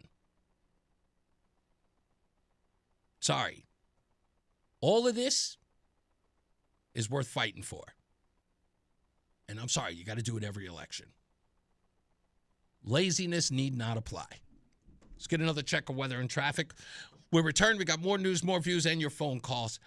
Let's get to Mark Christopher. He is in. Maybe I'm getting in there. Am I going in a little early? Yeah, I'm going in a little early. He'll be here in a second. When we come back, what was that going to do? Oh, yeah, I've got to talk about this letter that I got today from, I don't know which jail I got it from. Does it say here? It was in Enfield. I got to talk about that. It's my first jail letter. I'm actually kind of excited. It's weird, but I am. I don't know. It's fan mail. I don't get a lot. It's my second piece of fan mail since I got here. Anyway, I'm excited about it. Now let's get to the BPS Traffic Center with Mark Christopher. He's getting you home. Mark, I got fan mail. I know. You're going to do jail shout-outs? I might. I think you should. Why not? I get the guys in jail to listen. Yeah. Give them a shout-out. That's right. I will. Thank you, sir. Hey, if you're heading into Hartford right now, westbound side of 84, you're looking at delays as you move from exit 46 to 45. Again, some slow traffic from exit 42 up to 39A in Farmington. Tight again, we have the remains of a dump truck accident westbound 84, 36 Slater Road. Left lane block delays back to 38, the Route 6 exit behind that. Now, if you're traveling 84 eastbound, some tight traffic about a mile before 46 Sisson Avenue into the tunnel. 91 southbound delays 33 to 32. If you're traveling into Meriden, 91 southbound, some slow traffic approaching 19 to 17 for the Wilbercross Parkway. 9 northbound Cromwell, some road work in the left lane between 27 and 30. Stay right. A little bit of a delay with that. Northbound 9 slows 32 in Berlin up to exit 36 in New Britain in the 72 interchange. 84 westbound Cheshire into Waterbury slows 26 to 25. South 95 New Haven tight 46 down to 43 in West Haven. Traffic and weather together on the 8th WTIC News Talk 1080. WTIC weather. Storm system continues to move away. We'll continue with breezy weather the rest of this afternoon, but we'll also see increasing amounts of sunshine as high pressure builds in from the northwest. Highs around 40. We'll turn out clear tomorrow night as high pressure remains in control, low at 32. It'll be breezy tomorrow morning, otherwise sunshine and just a few clouds around, and a high of 47. Then clear to partly cloudy tomorrow night, a cold one, lows down to 29 degrees, and then Wednesday a mixture of clouds and sunshine with a high around 48. This is meteorologist Scott Homan in the WTIC Weather Center. WTIC is celebrating 100 years on the air and 100 years of serving Connecticut. This is WTIC and WTIC FM HD2 Hartford, an Odyssey station. It's 5 o'clock. Good afternoon. I'm John Silva, WTIC at 1080 News. 37 degrees is the temperature in Hartford. Man's under arrest after being charged in the stabbing death of his father on Friday in Farmington. 31-year-old Joshua Papalarczyk was in court today. He's from Avon, now charged in the stabbing death of his 62-year-old father, David Papalarczyk. He was found, David, in his home on Friday. They've sealed the details in the case for the time being. Younger Papalarczyk was in court earlier today. Man acquitted in the murder and the stabbing of a Fairfield prep student at a Shelton house party 3 years ago was back in court today. Raul Valley told the judge he needs more time to hire an attorney for his trial on lesser charges. Jury couldn't come to an agreement on reckless manslaughter when it acquitted Valley of murder last summer in the killing of Jimmy McGrath. Judge granted Valley another 45-day extension. Kevin McGrath is Jimmy's father. We do have faith in the whole system, and we want it to play out. And we know there's, the strategy is postpone, until we get on the docket again. That audio from WFSB. Valley says he's trying to come up with the money to hire an attorney. The judge says if he doesn't have one by January 6th when he's due back in court, he'll have to apply for a public defender. Federal judge is ordering grand jury documents to be turned over to former FBI Director James Comey's defense team. The judge said there was a pattern of profound missteps in securing the Comey indictment. Legal analyst Lori Levinson. This was a bit of a self-inflicted wound if there are these errors before the grand jury, because many people were alarmed when a new U.S. attorney was appointed, and this new U.S. attorney had never ever presented a case to the grand jury before. That was a recipe for this type of error that's being alleged in Jim Comey's case. Comey was indicted for lying to Congress, which he's denied. The Justice Department is seeking a stay in the order. President Trump appears to be reversing field when it comes to releasing the files on Jeffrey Epstein. Erica Brown reports. Amid growing calls from lawmakers, including Republicans, the House is expected to vote Tuesday on a measure compelling the Justice Department to release all its files related to convicted sex offender Jeffrey Epstein. Let's rip the Band-Aid off and get it done. In a reversal, President Trump is now pushing for the release of the files. Trump has also started calling for a new probe, asking the DOJ to look into Epstein's alleged ties to prominent Democrats. It's Crash Responder Safety Week. State officials reminding drivers the law requires them to slow down and move over when approaching first responders or work crews. DOT highway maintainer Bert Jemison says he was terrified when an 18-wheeler plowed into his work site on Interstate 84. I still have dreams about that night. Replays over and over in my mind like it was yesterday. So when you see flashing lights, please slow down. I know everybody's in a rush to get where they gotta go, but slow down, move over. It's not just for our safety, it's for your safety too. State Police Trooper First Class Aaron Pelletier and DOT worker Andrew DiDomenico were killed while working roadside last year. Eversource says it'll cost customers more to keep warm this winter. The utility says the winter supply rate is expected to increase by 13%. The price per kilowatt hour expected to go up to 12.64 cents. It was 11.19 cents last year. PURA must still sign off on that. And the acting head of FEMA has resigned. I'm Peter King. Critics felt David Richardson had a credibility problem from the start. In one meeting with colleagues, he said he wasn't aware that the U.S. has an Atlantic hurricane season. Early on, he told employees that he alone would speak for the agency. When Texas was hit with deadly flooding in July, several FEMA officials told CBS News they were unable to reach him, and as a result, FEMA was delayed in deploying search and rescue teams. And for these stories and more, go to WTIC.com. I'm John Silva, WTIC 1080 News. I'm elder law attorney Haley O'Lear. Our greatest reward is happy clients telling us that they're very thankful for our help. Hi, I'm Kate from Farmington. My husband had a stroke a year ago. I worked with a wonderful team of people that helped me rewrite my will and navigate the Medicaid application. They even came to our home to meet us, understand our needs, and connect us with a healthcare agency. Find out more at AlairElderLaw.com. That's ALLAIRE. Now is a great time to have the Peter L. Brown Company vinyl side your home. Let us show you the difference between a beautifully installed Peter L. Brown siding job and a not-so-good siding job. You don't need to break the bank to get great siding. For quality siding, customized to your specifications, the Peter L. Brown Company is your best choice. Please visit PeterLBrown.com for roofing, siding, windows, and doors. Peter L. Brown, we do it right the first time. It's Reese on the Radio on NewsTalk 1080 WTIC. It's Hollywood News with your correspondent, Reese on the Radio.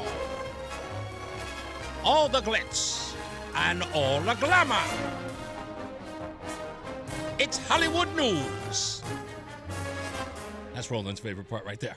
Anyway, in Hollywood News today, something happened today that should be celebrated, but I was a little annoyed to hear. You may have heard that Tom Cruise got an honorary Oscar, as well did Dolly Parton, who I'm a huge fan of. Love Dolly. Love Dolly. I don't care what anybody says. Dolly is so damn fine, even in her 70s, I'd still date her. She is. I mean, it's Dolly Parton. Dolly Parton at 105 is still Dolly Parton, okay? I don't care what anybody says. It's like if you could tell somebody in your dating pool was Dolly Parton, everybody would just go, damn, really? And then you could say, well, she was 105 at the time. They still wouldn't care. It's Dolly Parton. It is. It's just one of those things. It just is. It is. Just saying. It's like saying if you dated a supermodel for 5 minutes when she lost her memory, thought you were her boyfriend. Well, you can say it was like, hey, I dated Cindy Crawford for 5 minutes, but she did have amnesia the entire time. No one would say, oh, that doesn't count. 5 minutes counts. Just does. Dolly Parton does. But anyway, I digress. My point was, Tom Cruise got this honorary Oscar. Now, first of all, he deserved it. I'm not saying that he didn't. But for me, it just means that they're never going to give him one. That's what that means. And I'll tell you why I don't like it. Because Tom Cruise has done a lot of great work in film. And I can name several of them that deserve Oscar awards. One in particular is a movie called Magnolia. If you've never seen it, check it out. He was even nominated. I'm almost certain he was nominated for that film. And he should have won. And I think he lost to Michael Caine. At the time. But I love Tom Cruise.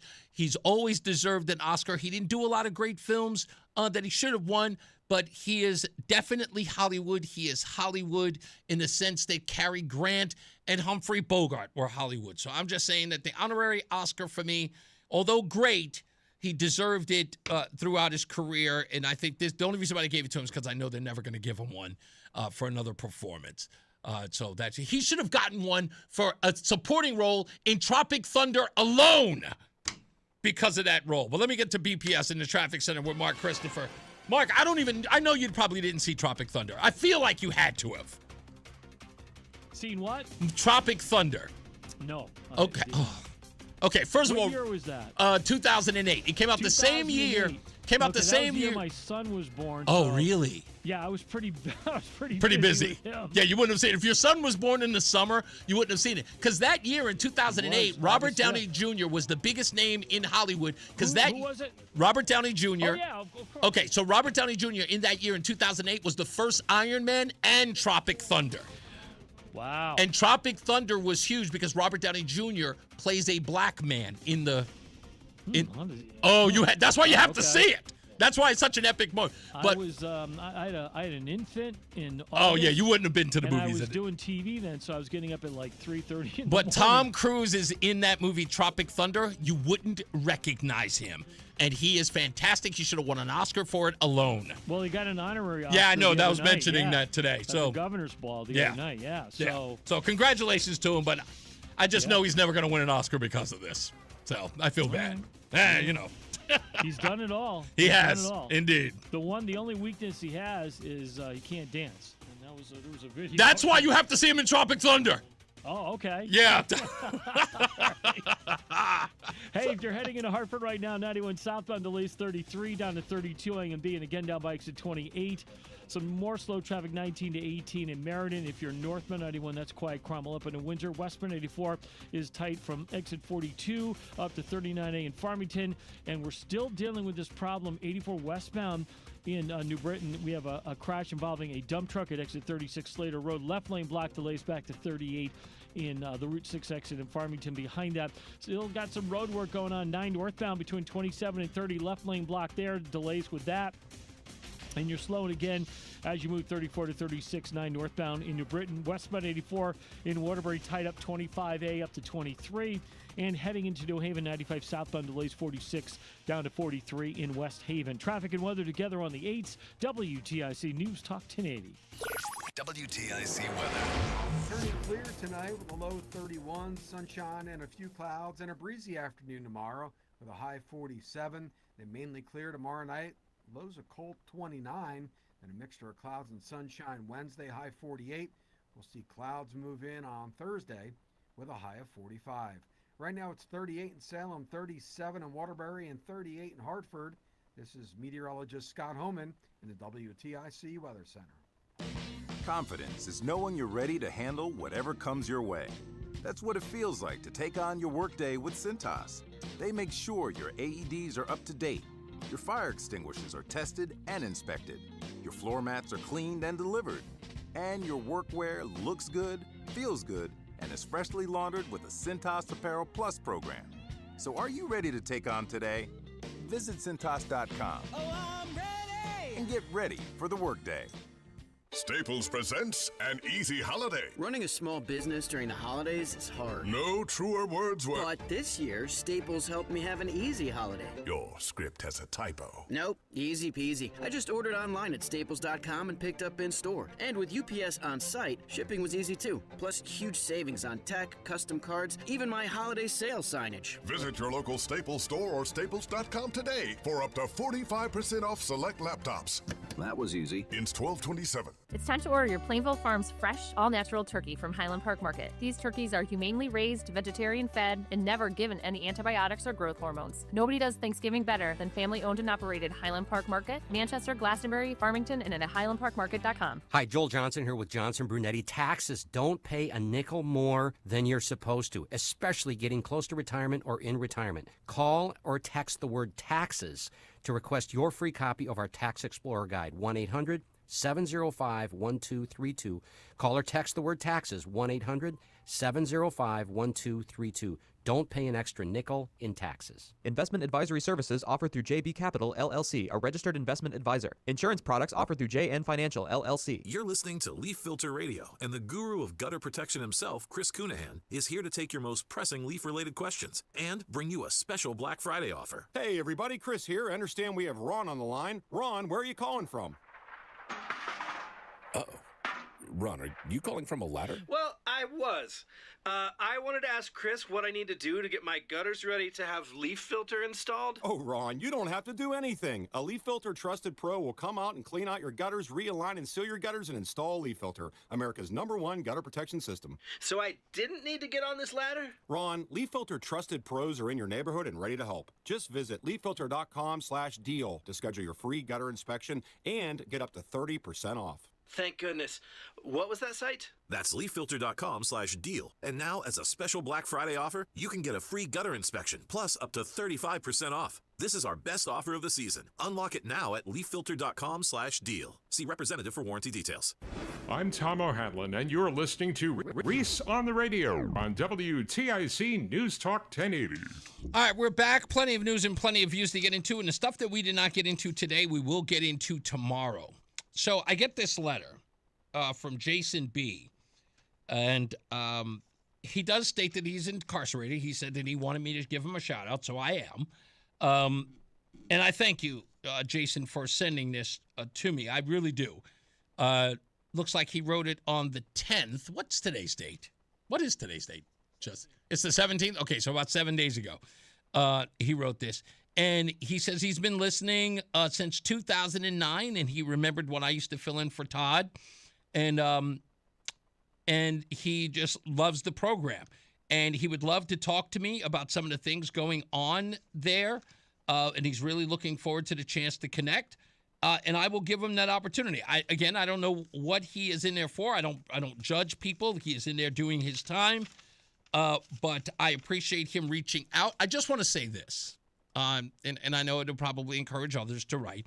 This is the second letter that I've received so far since coming into the studio. In fact, I got a book of poems that a listener wrote and published, and I really, really thank you for that. I gave it to my wife, who is also a published poet, and she loved it and was very, very happy to have it. I'm just appreciative that anybody would take the time to write, as did Jason here. The criminal justice system, as well as things like immigration, poverty, homelessness, I think they kind of run hand in hand, are things that are, I hate to use the term near and dear, but they are paramount to what I cover here on the show. And I understand the criminal justice system in its flaws as it relates to any other business. People are trying to get the come up. Prosecutors and lawyers alike are always looking for the next opportunity that comes with trying cases and with prosecuting cases. And I understand that. Not that they don't have a job to do that they take seriously, but many people, as in any job, are ambitious. And that puts a lot of things in jeopardy, especially when you're dealing with human beings. So, Jason, if you'd like to talk to me about that, send me another letter, or if not, in January when you are released, get in touch with me and we'll have a conversation. I'd love to talk to you about those things and see exactly where your head is at on those. This crime in blue states thing. Let me talk a little bit about this. You remember when the likes of Jessica Tarloff was saying that there's far more crime in red states than there are blue states. And many people argued, well, there are blue cities inside of red states. And President Trump is bringing in the National Guard to bring down crime in those cities that are run by Democrats. But the constant theme was Republican red states, they have far more crime, they've got more crime. Fine, I am not going to argue with anyone about that. You remember, it was asked over and over again, what's the president going to do about red states that have just as much crime as the blue states? There are Republican cities with major crime issues as well, and we haven't heard about plans to deploy, say, to Dallas or to Oklahoma City or to cities in Louisiana, Alabama, and Mississippi that have considerable crime rates, in some cases higher percentage-wise than those other cities you mentioned. Are there plans to go to red states and Republican-controlled cities in this kind of way? And I think Donald Trump should take them up on it. I looked at some of these states. Louisiana, that's a red state, but it's got a blue city Democrat mayor in LaToya Cantrell. Baton Rouge is actually, well, New Orleans has a blue Democrat mayor. Baton Rouge actually has a Republican mayor, Sid Edwards. He was elected just last year. And Anchorage, Alaska, can you believe that? That's a blue leaning, it's a red state, but Anchorage is a blue-leaning city. Memphis, Tennessee is a blue-leaning city, but it's a red state of Tennessee. Missouri is a red state, but it's got St. Louis, which is blue. Kansas City, as well as Missouri, blue city. Arkansas is red, but Little Rock is blue. Alabama is red, but Birmingham is blue. Tulsa, Oklahoma, blue, even though Oklahoma's a red state. Oklahoma City, that's a red city. Jackson, Mississippi is blue. North Charleston, South Carolina is blue. Columbia is a red city. And they have all of these places I just mentioned have high crime. So I thought, wouldn't it be smart for Donald Trump to just send all of the National Guard to every one of those places? The red governors would agree with it. They would give Donald Trump license to go to every one of those blue cities inside those red states and clean them up. Just clean them right up, blickety-split. Make those places livable. In fact, turn up the tourism in those cities. Imagine what it would look like if people go into St. Louis, Missouri. People go into Jackson, Mississippi. Perhaps they go see the old team that Deion Sanders coached. Oklahoma City, Columbia, South Carolina, Baton Rouge. Who wouldn't want to go there? New Orleans, Come on. Donald Trump would clean all of those places up, and many of these are tourist attractions. Many of you would probably go if it weren't so dangerous. And if I were Donald Trump, I'd go there and I would clean up every one of them. But something would happen. Something would happen if he did. And I know it. Certain people would immediately have a problem with it. They would say, see, Donald Trump only cares about the Republican cities. He doesn't care about ours. He's going to let us die here in Chicago. Even though the governor, J.B. Pritzker, is saying, don't bring them to my city. We've got this. Crime is down.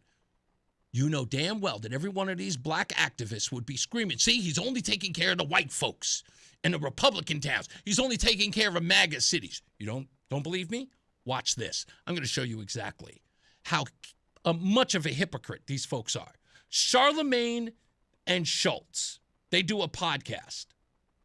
I actually heard this, and I couldn't believe it. They were having a discussion about Donald Trump renovating the East Wing of the White House.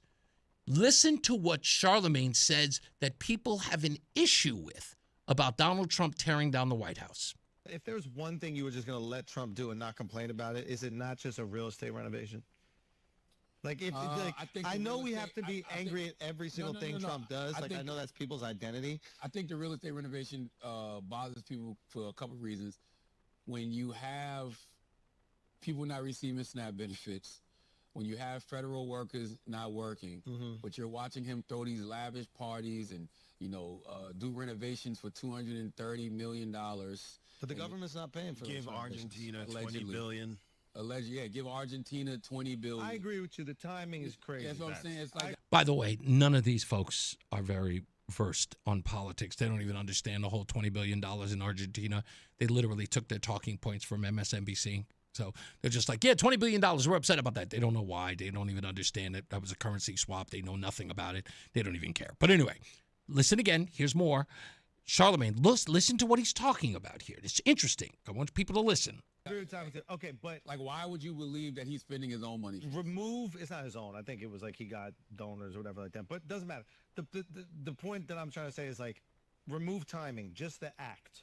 I know there are people, it's their whole identity. No matter what he does, they have to say it's the worst thing in the world. I get it. You can make a lot of money doing that. I get it. I understand. I get what you're saying. I understand. There's an online persona that people is very profitable, and that's what they have to do for the next 3 years or whatever. I love the fact that he mentioned that. I love the fact that he mentioned that there are people who their persona, they make money off it. They must be opposed to everything that Donald Trump says. That is their business model. Who is the one who told you that last week? Who told you that last week? Yes, indeed. I get it. if there was one job, even if you hate Trump, if there was one job that you could just go, you know what, I'm not going to be outraged about this thing that he's doing as president. One job, not negotiating peace, not negotiating a big, beautiful bill, not negotiating or blowing up a battleship, not any of that. Just if there was one thing that you go, you know what, okay, I think Trump will be able to do this. Would it not be renovating a piece of real estate? No, because it's not renovating, it's demolishing. And I think people will love not one thing they tore the whole building. Did you see the pictures? Yes. It's a little section. Bro, when Turn they... the picture, Man, pull it wasn't up. a little What are you section. talking about? It was- They They're demolished the adding- whole... they're adding No, another- they knocked down a whole wing. He said he This guy wasn't. is He crazy. said he By the way, wasn't. this is and the then- algorithm. He don't know. He I might know. be serious. No, I'm dead serious. Bro, look it up. They demolished the whole They're using shit. the pieces of the ships. They're recycling the ships. No. They're recycling the battleships. I think that people look at they look at the White House as sacred. And Now, you heard that, right? Charlemagne said that they look at the White House as sacred. That's interesting, coming from Charlemagne, a Black Lives Matter supporter, a guy promoting slaves built this country. People look at the White House as sacred, he says. But he went on, listen. and they don't want to see that happen. Well, the mother that work at the White House that I've spoken to are all like, that ass. It needs to be upgraded. When we throw a dinner, an event, we got to put tents outside because there's no room inside to do these things. You need more space. Listen, I don't know. I just know people don't like to see sacred institutions torn down. But I don't even know if it's about the I don't think it's about the demolition. Now, you heard him. Charlemagne says that there are people who don't like to see sacred institutions torn down. You mean like statues of Christopher Columbus in Columbus Circle or anywhere else across the country? How many things did they tear down that were sacred or a part of our history? The White House, as we're told all day, was built by slaves. Donald Trump's tearing down the one building that is supposed to be the expression of our oppression, the White House, destroying it. Right? Charlemagne is now defending people who don't want to see the White House desecrated, although they literally wanted to tear down the Lincoln Memorial during the Summer of Love, or anything that talked about American history.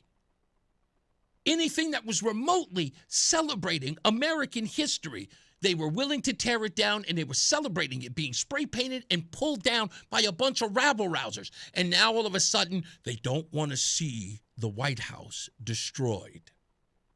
Same thing with these red states.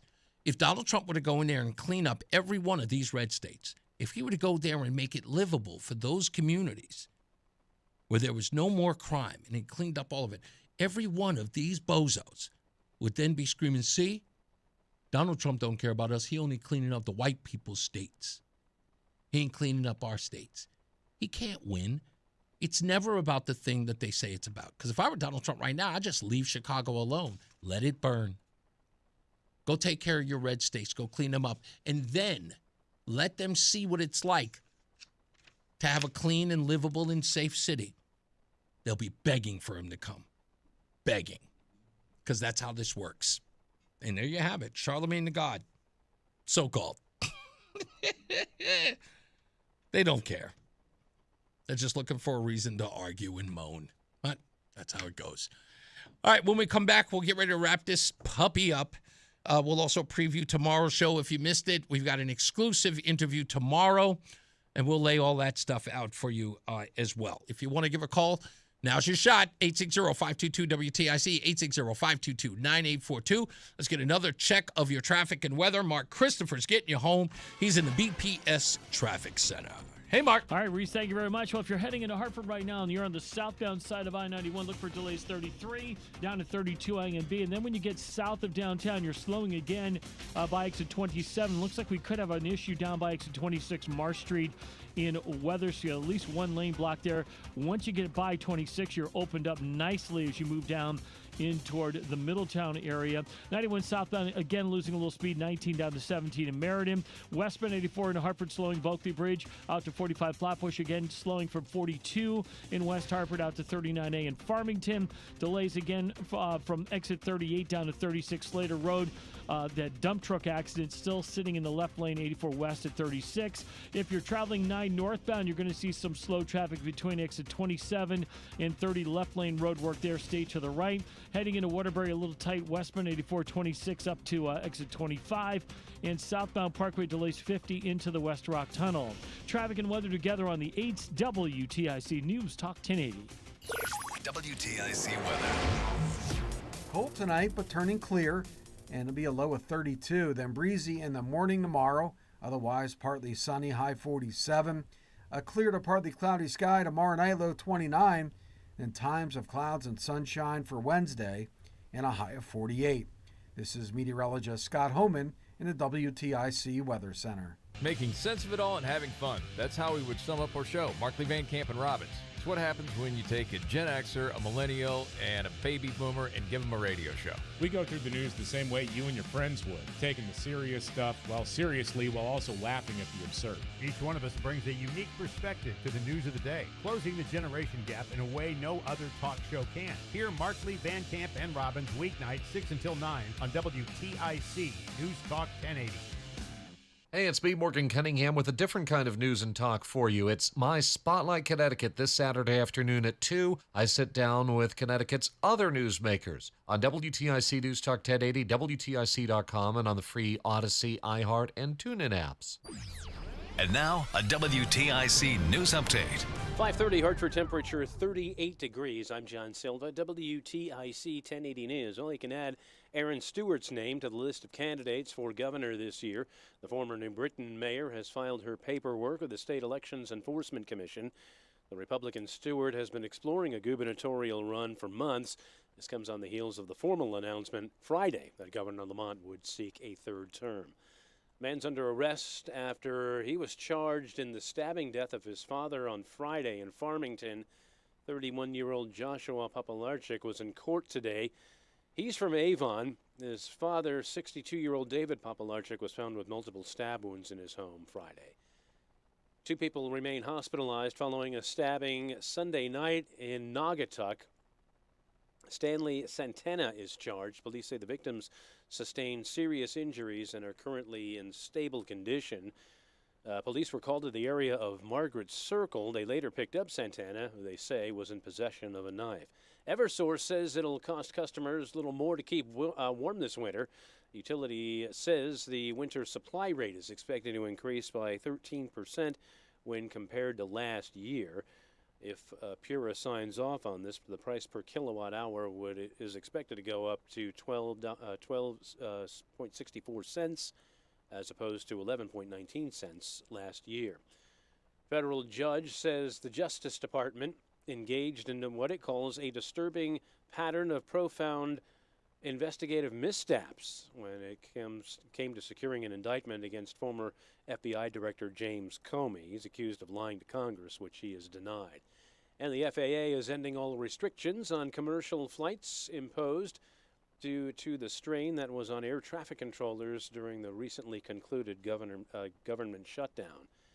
Wall Street, down day all around. Dow lost 557 points, and NASDAQ gave back 192, and the S&P was down 61. NBA tonight, the Knicks kick off a 5-game road trip in Miami against the Heat. The Bruins are at TD against Carolina in the NHL. Tonight's Monday Night Football affair features the Cowboys at the Vegas Raiders. For these stories and more, go to WTIC.com. I'm John Silva, WTIC 1080 News. Swapping out your tires? There's nothing like it. With eBay, you find the feel you're looking for, from smooth highway rides to grip for rough terrain. Get all the tires you need at the prices you'll love. eBay. Things people love. More than a few of our patients have talked to me about their first time, but it's not the first time you're probably thinking about. It's the first time that erectile dysfunction ruined the moment. This is Dale for Northeast Men's Health. And if you're over 50, it's likely that you've had that first time yourself. But the good news is that if you're like most men, that first time can be the last time that ED impacts your sex life. At Northeast Men's Health, we're experts in treating ED. We've treated tens of thousands of men using protocols with success rates well over 90%. And those treatments, in most cases, have made sex great again for both them and their partners. You could even find that you're performing like you haven't in years. So if ED has been affecting your intimacy, it's time to make the last time that happens the last time that happens. For just $99, you'll receive blood work, a medical consult, and if medically advised, a test dose. And if that test dose doesn't work in the office, your visit is free. Call 800-930-5956. That's 800-930-5956 or go to northeastmenshealth.com. We have 6 offices across the Northeast to serve you. Northeast Men's Health, a Promenic restorative health practice. Attention all dog owners. If you have ever listened to the radio or TV for any length of time, you've probably heard of America's #1 dog supplement, Rough Greens. Greetings, naturopathy Dr. Dennis Black, Amazon best-selling author and founder of Rough Greens here. And if your dog suffers from bad breath, itchy skin, licking paws, joint pain, or low energy, the truth is their food is probably to blame. You see, all commercial dog food is dead food. That's why I created Rough Greens. One daily scoop gives your pup the live vitamins, omega oils, probiotics, and enzymes that will bring their food back to life. Don't believe me? Let your dog try it before you buy it. I'll send you a free Jumpstart trial bag, risk-free. You just cover the shipping. Go to roughgreens.com. That's ruffgreens.com. Use discount code NEWS. Don't wait. Give your dog the gift of vibrant health. Order now. It'll be at your house in a few days. Go to roughgreens.com. That's ruffgreens.com. Discount code NEWS for your free Jumpstart trial bag today. Rough Green. We make any dog food better. Stay locked in. Reese on the Radio is on WTIC News Talk 1080. All right, I got a little bit of time here to talk about this. So I went to Newtown on Saturday, and my objective was to go down there to go talk to a couple of folks about the Newtown Allies for Peace, which is supposed to be an organization that is supposed to bring people together as it pertains to diversity and race. Unfortunately, it is turned into a group that intimidates and harasses. And I was talking to a bunch of families that have been affected by this organization. And you would imagine when the scrutiny comes up about the tactics of the organization, if indeed people felt as though they were being harmed or their children were in danger, that the group that wants to bring people together in the sake of diversity would say, that's not our intent. And if we've done something to offend you or to in any way frighten you or to make you feel unsafe, we apologize. What can we do to communicate and work together? No. We get comments like, no matter what you do or no matter how much attention you bring to this, we're going to continue to do things the way that we do them. Defiantly. So I went to Newtown this weekend to talk to some folks. Some people gave me some information that I needed. I want to thank those folks for doing that. And some other folks communicated with me at the Newtown Library. And I spoke to one woman for a long time. And we talked for a while and we got to know one another. Where I'm from, where she's from, her racial makeup. I didn't ask for it, but she was happy to tell me. Because as soon as I started talking about diversity, she couldn't help but give up the goods. But this woman said something that blew my mind. And she said, I've seen racial animus and racial strife and all that stuff because she's from the Pennsylvania area. And she says, not in Newtown. I love it here. And my kids love it here. And we're just the nicest people ever. That's why I moved here. Interesting. Because the Newtown Allies, they don't see it that way. They see a lot of people in Newtown as racist and bigoted. But yet this woman, who knows the organization, couldn't stop raving about her town. It said it's beautiful here and the people are beautiful. They're just not that way. Let's get weather and traffic. I'll tell you a little bit more and about my trip over to Caramucci's Pizza as well. Mark Christopher's in the BPS Traffic Center. Getting you home. All right, Reese, thank you very much. Well, if you're heading into Hartford right now, you're seeing some delays on the westbound side of 84. We've got the left lane out in New Britain by exit 36 Slater Road. It's involving a dump truck accident, so left lane out there. Looks like you've got delays kicking back toward exit 38, the Route 6 exit in Farmington behind that. 84 westbound downtown is moving well, just a little slow in West Hartford as you move up on exit 40 Corbin's Corner up to 39A in Farmington. 84 eastbound slowing 46 Sisson Avenue down to the Bulkley Bridge. 91 southbound, look for some slow traffic now. 33 down to 32A and B in Hartford. And then look out for some slow traffic as you move down by exit 27 down to the area of exit 26, Marsh Street and Rocky, I should say in Weathersfield. Looks like an accident down there. Can't tell the lane, but there's at least one lane blocked with that. If you're traveling 9 northbound, road work between exit, 27 and exit 30. They got the left lane shut down there, so you want to stay to the right with that. If you are heading into the Meriden area right now, an accident reported 15 northbound between 64A and B in the construction area. Right lane shut down there, stay left. And traveling into Waterbury, westbound 84 slows 26 to 25 again, a little tight as you move up on the Mixmaster in Waterbury. Traffic and weather together on the 8 WTIC News Talk 1080. WTIC weather. Clear tonight with a low 31, then breezy tomorrow under a partly sunny sky, high 47. Mainly clear tomorrow night, low 29, and then a mixture of clouds and sun on Wednesday, highs up to 48. And then Thursday we'll see increasing clouds with a high of 45. Right now it's 40 in Newington, 39 in Windsor, and 38 in Hartford. This is meteorologist Scott Homan in the WTIC Weather Center. Brought to you by Staples. Have an easy holiday, only at Staples. Save on top tech and gaming gifts, plus shipping supplies and services to get your packages there safely. Don't miss out on the latest laptops, up to 45% off. Staples, that was easy. Eggland's Best, the only eggs with more fresh and delicious taste, plus superior nutrition, available in so many delicious varieties. Classic, cage-free, organic, free-range, and pasture-raised. Eggland's Best. Better taste, better nutrition, better eggs. Manchester native John McCluskey won the first Manchester Road Race in 1927. His younger brother, Joe McCluskey, continued the tradition. Joe, who would later win an Olympic medal, won the Thanksgiving Day Run 3 times during the 1930s and again in 1947. They are the only pair of brothers to win the race. Start your own family tradition this Thanksgiving. Register for the Manchester Road Race now at manchesterroadrace.com. That's manchesterroadrace.com. The Manchester Road Race is a great local tradition, and WTIC News Talk 1080 is proud to be a partner. WTIC has been Connecticut's radio station for 100 years, with local talk shows talking about the things affecting our state and nation. Mornings with Brian and Company, 5:30 till 9, and Reese on the Radio, 2 till 6, plus local news, weather, traffic, and sports. All on WTIC News Talk 1080, because local radio is just better. You're listening to Leaf Filter Radio, and the guru of gutter protection himself, Chris Cunahan, is here to take your most pressing leaf-related questions and bring you a special Black Friday offer. Hey, everybody, Chris here. I understand we have Ron on the line. Ron, where are you calling from? Uh-oh.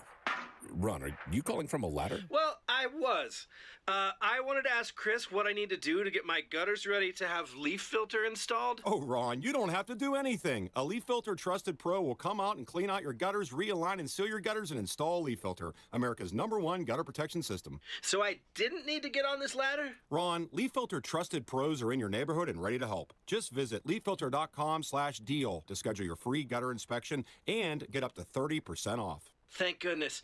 What was that site? That's leaffilter.com/deal. And now, as a special Black Friday offer, you can get a free gutter inspection, plus up to 35% off. This is our best offer of the season. Unlock it now at leaffilter.com/deal. See representative for warranty details. The hour that packs a punch. It's Reese on the Radio on WTIC News Talk 1080. All right, we'll get to the phones real quick so we can wrap this stuff up. Programming note: tomorrow, Ken Zwirlik is going to be on the phone. Zwirlik? Okay, I'm pronouncing it wrong. Zwirlik is going to be on the show tomorrow. In fact, let me see if I can ask him if he can. Can you be in studio in Farmington? Just to find out. Otherwise, he'll be here or we'll be on the phones. But nonetheless, in fact, he's responding to me right now. I cannot believe this. I'm actually doing this like we're on the air while we're on the air. He goes, oh, sure. Yeah, he can. Yes, man. Okay. I'm going to put in 3:45. I'm going to say be here. And, yeah, I'll just send him the address. So we'll get all that stuff done. Anyway, that being said, Newtown, Caramucci's. Let me explain. 22 slices of pepperoni on the pizza. I went there to talk to Eddie, who is the owner of Caramucci's. Why? Because he was one of the people that got caught up in this nonsense with the Newtown Allies for Change. And what was his crime? Unfortunately, because he expressed who he was supporting politically for President of the United States. Which, again, please understand, that's the problem we have here. And for those of you who are in Newtown who are listening, not just the people who, who support what I'm talking about here, those who are opposed to what I'm about to express, I want you to listen to me. And I want you to be reasonable, folks. I know a lot of you can't, but I want you to think about this if you can, because I know you're listening because you're trying to, what's he talking about? Here, let me explain it to you. It's real simple, okay? It's nobody's business who you love. Nobody's. It's nobody's business who you love, who you date, who you marry. It's nobody's business what you do behind closed doors. It's also nobody's business what you display on your car, the things that you support. You want to support left-handed, transgender housemaids? Who cares? Put it all over your car. Put it everywhere, okay? Just don't hold up traffic. That's all. Don't hurt anybody. Don't put your hands on anybody. Don't pull out any weapons. Don't hurt anybody. You can support and love whatever you want. Just let others do the same. The same thing that you want for yourself. If you're a diversity gal or a diversity guy and you want to love everyone in spite of who they are and what they represent, if you want to love them and hug them and show, absolutely fine. But you got to allow other people to live their life. You cannot change them and you can't force them to do what you want. Now, I'm going to tell you something that you don't know. You're behaving like alcoholics. Let me explain. An alcoholic's biggest problem, the ism, is wanting to change everything that you don't have control of. You don't like the way somebody thinks, you bully them to force them to change. You never get anywhere with this. You only get resistance when you force people to behave a certain way because you are in control. You are the person who has all the power, and they have to relinquish theirs, and they have to succumb to you. Leave these people alone. Stop forcing them to do your bidding or to live like you want them to live. Knock it off. They may be afraid to push back, but we are not. And we will make sure that this is exposed, whether you like it or not. This is not something you are going to win at. This is something you're going to be forced to stand down from. I promise you. Because you're not even doing it with a good heart. You're not doing it in a way that brings people to the table. You are not winning hearts and minds. You are changing minds by force. And no one should be allowed to stand for that. And you damn sure should not involve their children. You should never threaten their kids. That is a no-no. And when people resist you, when it comes to their children, that is a force that you cannot reckon with. You cannot tame that. So I want you to think about what you're doing. Just get on the right side of this. If what you're doing is good, if what you're doing is for the good of all people, make that so. Otherwise, you're just bullies. We don't like bullies. No one does. So we're not done. And Reese on the Radio will be in Newtown in a weekend coming soon. You won't know it, but we'll be there. We're going to be everywhere. Now, let's get to the phones. Frankie Baby, what's going on, sir? Well, you're 100% right. Women and children are off limits. That's right. That's the way it used to be in the old days. And second, I want to get this out there again. I heard this all last week. You know, I've been busy. There are nobody. If you're born in America, listen carefully. You're an American. Your ex-wife is not Irish. That's nonsense. Oh, you know what I meant. I'm talking about. I'm trying to make a point, but you're 100% right. Yes, she's American. Because ask Rosie O'Donnell what happened when she went to Ireland and she thought she was just going to live there. What the Irish government told her.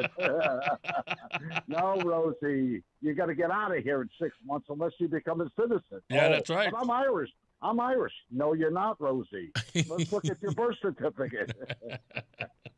Poor Rosie. You know, that's the way it is, though. If you're born in America, you're an American. Be proud of that. Why do you got to go around telling everybody you're Irish, you're Italian, you're Greek? I mean, you're not, unless you were born there. And believe me, having an American citizenship is priceless. Because you know what's sad about these immigrants? You're not going to agree with me on this, I think. What's that? But if you've been in this country for 15 or 20 years, you went to work every day, you pay taxes, you didn't commit any crimes, and you're taking jobs that most people don't want, do we have to deport those people? Listen, this is the part that I don't seem to understand, okay? Let's take your point in this. They've been here for 10 years. That is 365 and a quarter days. Unless they worked all 24 of those hours in every one of those days for 10 years, and they never got one opportunity to take their behind down the INS, or even to establish a relationship with an NGO or the state and local officials to get their immigration in order in those 10 years, that they never made an attempt.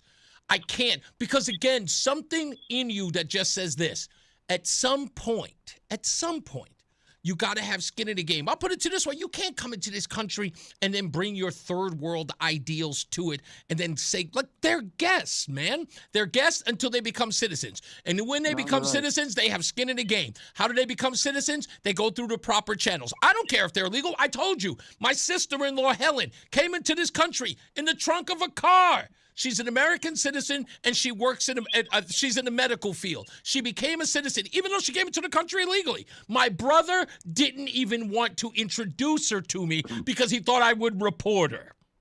No, you're right. We were told the sooner the better. But I will say this, though. There's an old saying in life, be careful what you wish for. If Donald Trump continues down this path, 5 years from now, you people are going to complain when inflation goes through the roof because we have a real big-time shortage. I don't listen. Let me put it this way. We have no birth rate in this country, Reese. We have no birth rate.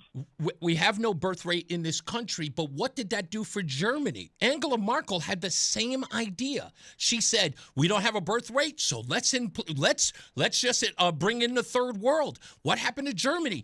I talk to a liberal German all the time. She's married to my wife's ex-husband. Right? She's a member of our family, our son's stepmother. We talk to her all the time. Do you know the one thing that she said? She hates America. She hates Donald Trump. But you know the one thing she agrees about? That Angela Merkel screwed her country over when she opened it up because of the low birth rate. She agrees with Trump on immigration.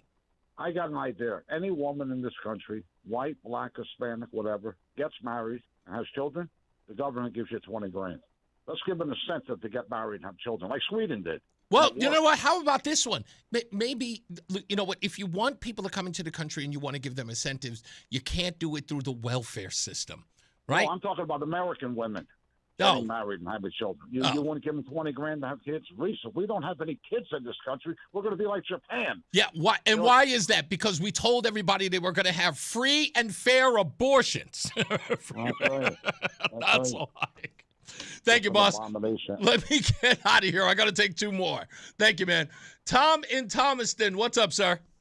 Hey, Reese. One of my favorite movie quotes is, "I'm the dude playing the dude disguised as another dude."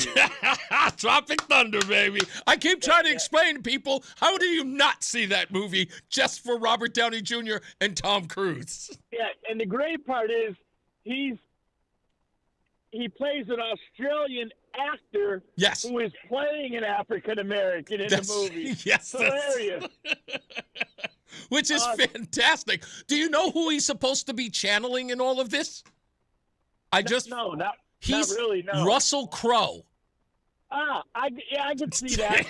That's the whole point. There's a little bit of that Russell Crowe thing it's like right there on the edges, and you realize it when you listen to it.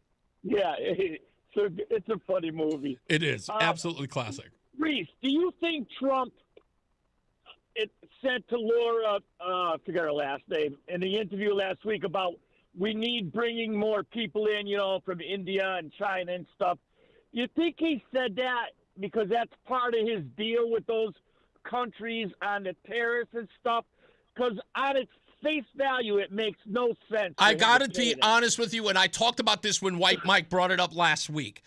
It sounded very special interest, the way that he talked about it, especially the way he rolled his eyes at Laura Ingraham at saying we don't have the talent here. It was so flippant. In my mind, I went, Donald Trump, like, no offense, but I know that you know what you're talking about, but there's no way that I get that we have a lack of that type of talent in the United States, but we've got kids who understand that space better than any other group. They may not be in liberal arts. They may not be in our colleges and universities, but we've got 15-year-old kids in high school who know that space. So that's where we need to recruit them. So when he's talking about we don't have those folks, he's just looking in the wrong well. That's why I think he was wrong. It made no sense. And then did you hear today that the head of Ford Motor Company says they got like so many thousand open spots? 5,000 six-figure mechanic jobs. Here's the interesting part about that, right? They're saying that we don't have anybody who's in college. Here's the thing, and I heard Eric Erickson talking about it too. You know what? If you really, really want to hire, I know about 20 off the top of my head of mechanics who will take those jobs if Ford is willing to train them on the job. And guess what? Every one of them are related to my wife. I swear to you. That's what and I wish I was kidding. My wife is Mexican. Everyone, she told me when we got together, she says, "You're the first man I've ever been with who doesn't know mechanical work." She goes, "Everybody in my family is a mechanic." I said, "You better send them to Ford Motors because they're looking for them." It's a $100,000 job. It's the one thing Connecticut has done good. They've got the trade schools all around the state. Yep. People got to send their kids to those schools, man. They do. Absolutely, man. In high school. Yeah. Thank you, man. Unfortunately, Craig, I can't get to you. I got to get up out of here in a minute. Let me see. I'll see if I can grab him for 1 second. Okay, come in real quick, less than a minute.